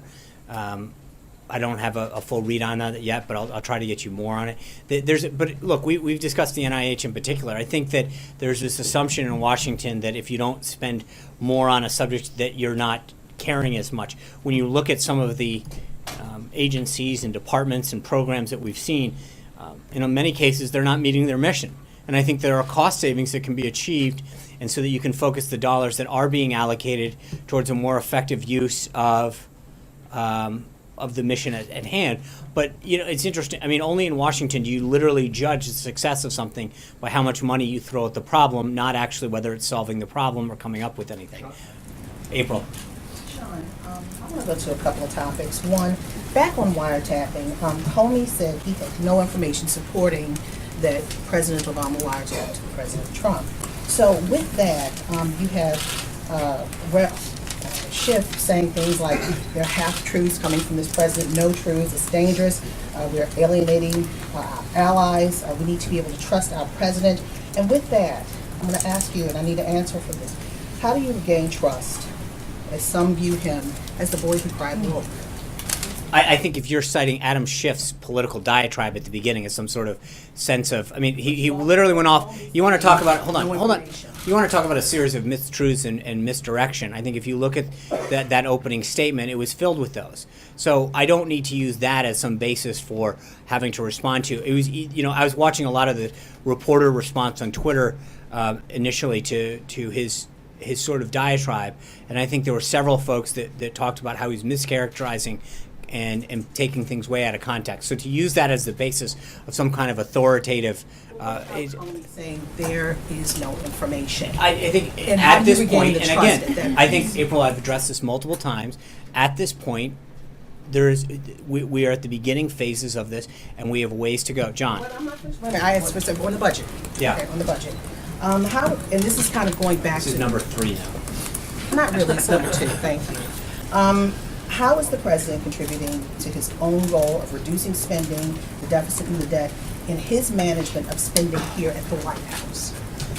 Well, and there's a lot. I mean, we've used the White House, when it looks at a total percentage of the budget, is minuscule. I think that to ask that question, somewhat ironic after seeing Director Mulvaney sit up here the other day and talk about the savings and the cost-cutting measures that we've seen across the entire budget. He sat up here and got grilled on that. And answered effectively how the president is looking at efficiencies and duplicity in all programs throughout government. So it's not just a question of here at the White House, but he's looking at it holistically throughout all of government. But then you look at some of the activities the president's personally engaged at in terms of the F-35, the next generation of the of Air Force One, personally getting in looking at ways in which we can create a more effective and efficient procurement process. That's one area where I think you're going to see the president personally engage on more and more, is looking at all the stuff that the government buys and how we're doing it, our bidding process in so many ways, especially in the Department of Defense. We know 3 people here are not taking salaries. Right. But what about salaries? I'm talking about, since he's making these massive cuts, Right. is the hurt going to come here as well? Sure. I mean, it's not just a hurt, but you bring it up. There are multiple people here who are not taking salaries. I mean, that is, No, way more than 3, April. How many? I'll get back to you, but there's several of individuals that are not taking a salary here. So when you talk about commitment to helping to come serve this government, serve the president, and actually help institute a vision, there's a lot of people who've sacrificed tremendously in terms of saying, I'll give up. You know, I've done very well for myself. This country's benefited me. This is an opportunity for me to give back. That there are people well through this organization who have done that. John. The president met with Dr. Emanuel, as you pointed out a short time ago. He's probably one of the fiercest critics of what the president is trying to do. Of anybody out there, he's made it quite clear that he believes that this will take us back to worse than we were before the Affordable Care Act came in. What did the president hope to gain by meeting with Dr. Emanuel? Well, he's an architect of Obamacare. I think that despite our political and policy differences, you know, he wants to hear ideas not just of him, but a lot of people. And that's, I mean, we've brought in people on both sides of the aisle, from both houses, from industry. The idea is to try to make this the best possible.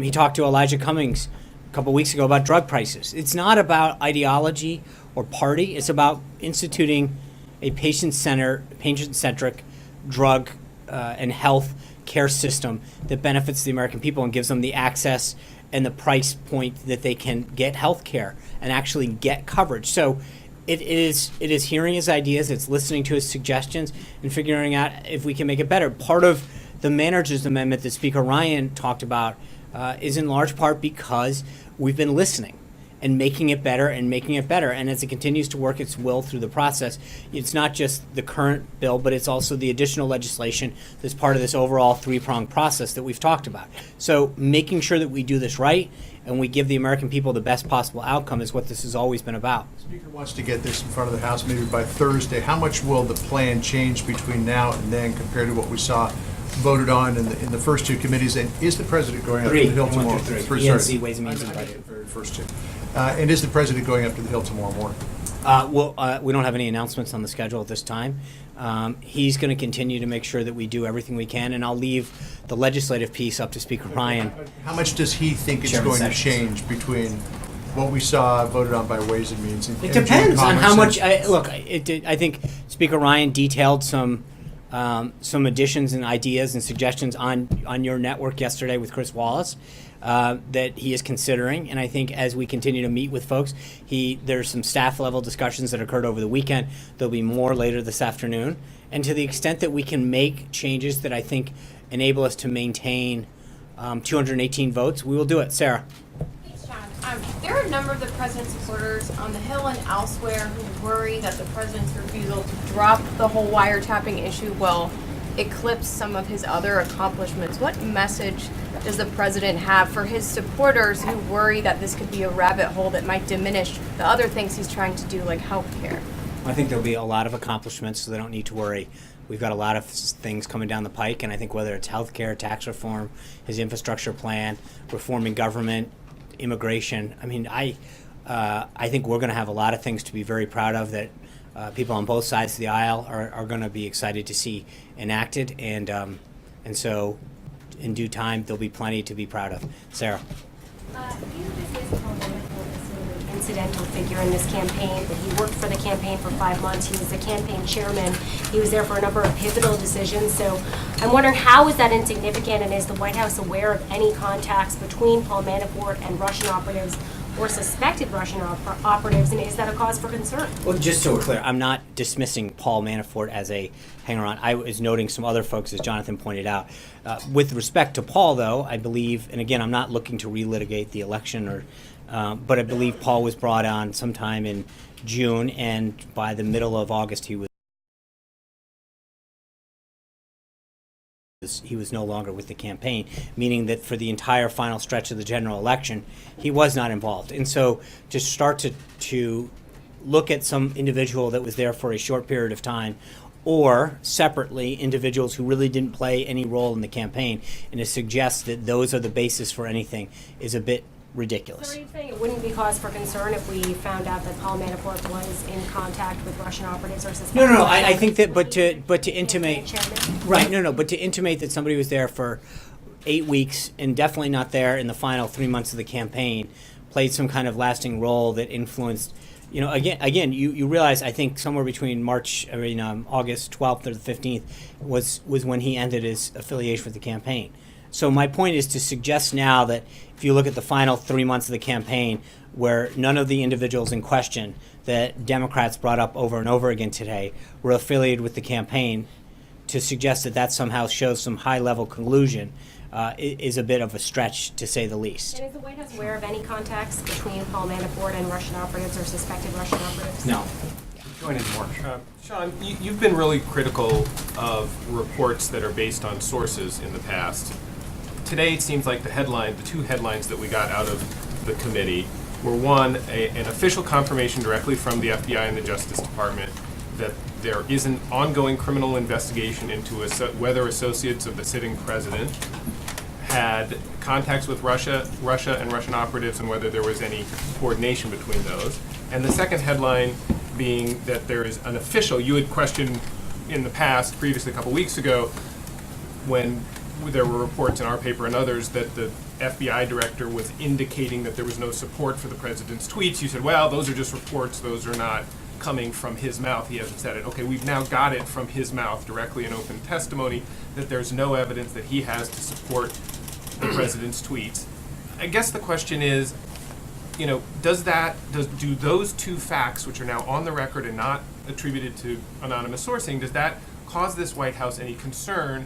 And how come you treat the latter, the one about wiretapping, you want to say that's just in the early stages, but on the former one, you want to sort of come to the conclusion that the investigation is sort of gotten to the point where you don't have to worry about that because that's all said and done and everybody's come to the conclusion on that. So that seems like you're treating both of those pieces of news very differently. Well, first, I think your headlines are bad. I'm glad to rewrite. I'd be glad to if you guys are looking for some help. I'm for a job? Our services are at the New York Times' disposal if it comes to writing headlines, and we could probably do a couple things on stories too if we're willing to go there. I think because there's a big difference. One is literally talking. There's a big difference. Everyone keeps conflating that there's an investigation into the 2016 election. Got it. No disagreement there, right? But I think that there's a question about collusion between anybody. And my point has been to say over and over again, to the dismay of every one of you guys, is that when the people who have been briefed by the FBI about collusion between individuals, the answer continues to be no. And at some point, take no for an answer. When these people, both sides of the aisle, Obama appointees, elected Democrats, elected Republicans, say no evidence suggested, at some point, it's not just about me, it's about you. Take no for an answer and realize that the people, while you can have an investigation, it doesn't necessarily mean that you have to jump to the conclusion that, it must be about the collusion between those two things. They've talked about this for a long time. The 17 intelligence agencies have talked about an ongoing investigation into Russia's involvement in the election. That's vastly different than jumping to the conclusion and saying that there must be somehow, therefore, a collusion between individuals on one side. They don't talk about all of the Hillary Clinton collusion that may or may not have occurred, and that was a subject that came up with a Russian official, and yet that has not gotten pursued once. There were 0 minutes paid on the evening news the other night when that Russian official said that they attempted to reach out to both campaigns. 0 minutes. I know. See, I'm an equal opportunity whack. Does the president need to take no for an answer in the same way that you're urging? No, because one is a bunch of people who've been briefed who are saying we haven't seen anything, and one is an ongoing. And because when you ask them, they are getting it. The president was very clear, and I think there's continuing to be a very, very literal interpretation of his tweet, which is whether or not there was wiretapping. The president understands that you don't literally wiretap people the same way that you did in the 70s and 80s with wires and things in the top of phone. So, right. Director Comey didn't focus on wiretapping. He But again, I think that we are still at the beginning phase of a look as to what kind of surveillance occurred and why. And that there's a question about what leaks occurred, why they're happening. And again, just Director Comey's, because I believe one of the big headlines that should come out of today is that when he talks about the unusually high amount of leaks that are coming out of this and classified information leak, that in itself should be a question. Why is so much information being leaked out now? What are the motives behind it? Who is doing it? And is it threatening our national security? Which I do believe the answer is yes. But there is a lot of other stories. And that's why I think, with all due respect to your two headlines coming out, I do believe there's a lot of headlines coming out. It's just that the only headlines that people want to write are the ones that support a narrative against this administration, and not one that actually looks into, how many times do people say that there was no evidence of something happening? How many times, or how much classified information is being leaked? There's a lot of headlines that should be written today about a lot of the stuff that's ongoing. And I know that we have an ongoing hearing, but there's a lot of other things that need to get discussed and aren't being happening. Why did the DNC not let the FBI look at their servers? Why has that story not getting in? Because I would assume that if somebody was victim of something, which they've yelled from the rooftops. Hold on. I'm sorry, I'm curious. The implication of that is No, what? the question is, why is none of that being looked at? I don't know but my point is that not to draw an implication, but to merely ask a question, which all I'm getting at is that suddenly none of the questions regarding any of this seem to get asked or answered or explored. And yet, you won. You're here. Brian, you get the same treatment as Jonathan does. That doesn't mean you get to jump in.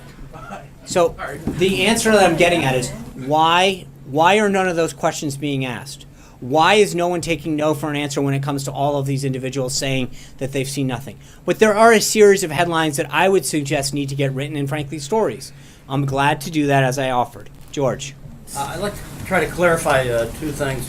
In the future, when you from that podium read from news articles or cite news articles, can we assume that you're vouching for the accuracy of those articles?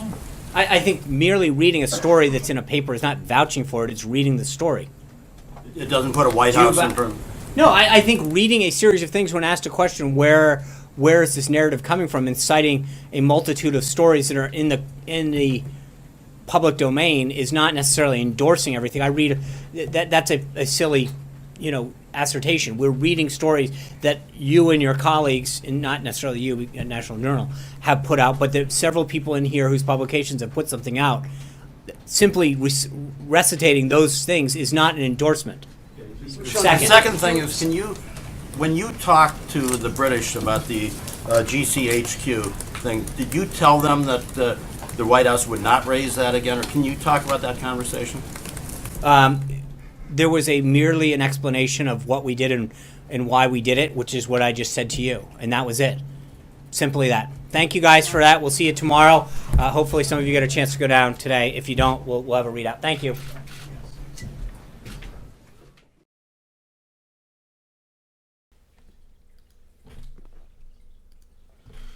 All right, folks, thank you very much for joining us and choosing us as your stream of choice. Today, there is a President Donald Trump Make America Great Again rally. That is in the description below, so make sure to go and check it out and give it a thumbs up, share it, all that good stuff. So we hope to see you guys on the chat. I'm also going to put it on the, on the chat, but the link is in the description below. So I'll be putting it in a second here. Give me 1 second.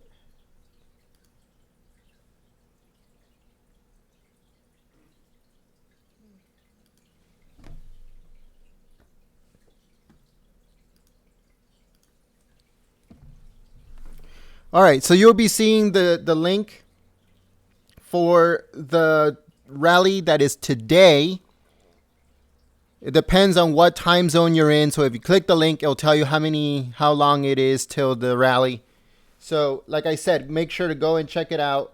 Give it a thumbs up and share it. This was crazy. We did not stream that FBI garbage that they're trying to push. One, because the president said, it's all 100% fake news. Don't tune in. Don't watch it. So we respect the President of the United States, and we will not stream it here. Only streamers that are doing it for money are streaming right now. That garbage with Comey and everything. We will not stream it at all. Not even close. We won't even upload it. There is no connection between the Trump administration and the Russians at all. If it comes down to a collusion between, or the wiretapping between the Obama administration and the Trump campaign, we will upload some videos regarding that once those articles come out. But again, we will not stream that garbage of the FBI and traitor Comey, or any of that stuff. So, but we will get everything ready so we can start the stream for the rally later on today. President Donald Trump is going to be doing these Make America Great Again rallies pretty often, according to sources. And every single time that he's in a different city, we'll be there and we'll be streaming it live for you guys. So thank you very much for watching. Thank you very much for tuning in. If you are new to our community, hit that subscribe button. And also check out our previous videos that we uploaded during the weekend. There's a bunch of interesting stuff regarding the budget. So if you want to know where your tax dollars are going, check out those videos. There's still more coming soon. We filmed a few more. So make sure to check them out. Thank you very much, everyone. Like I said, give this stream a thumbs up. And also stay tuned for tonight for the Donald Trump Make America Great Again rally. Thank you very much, everyone. Peace.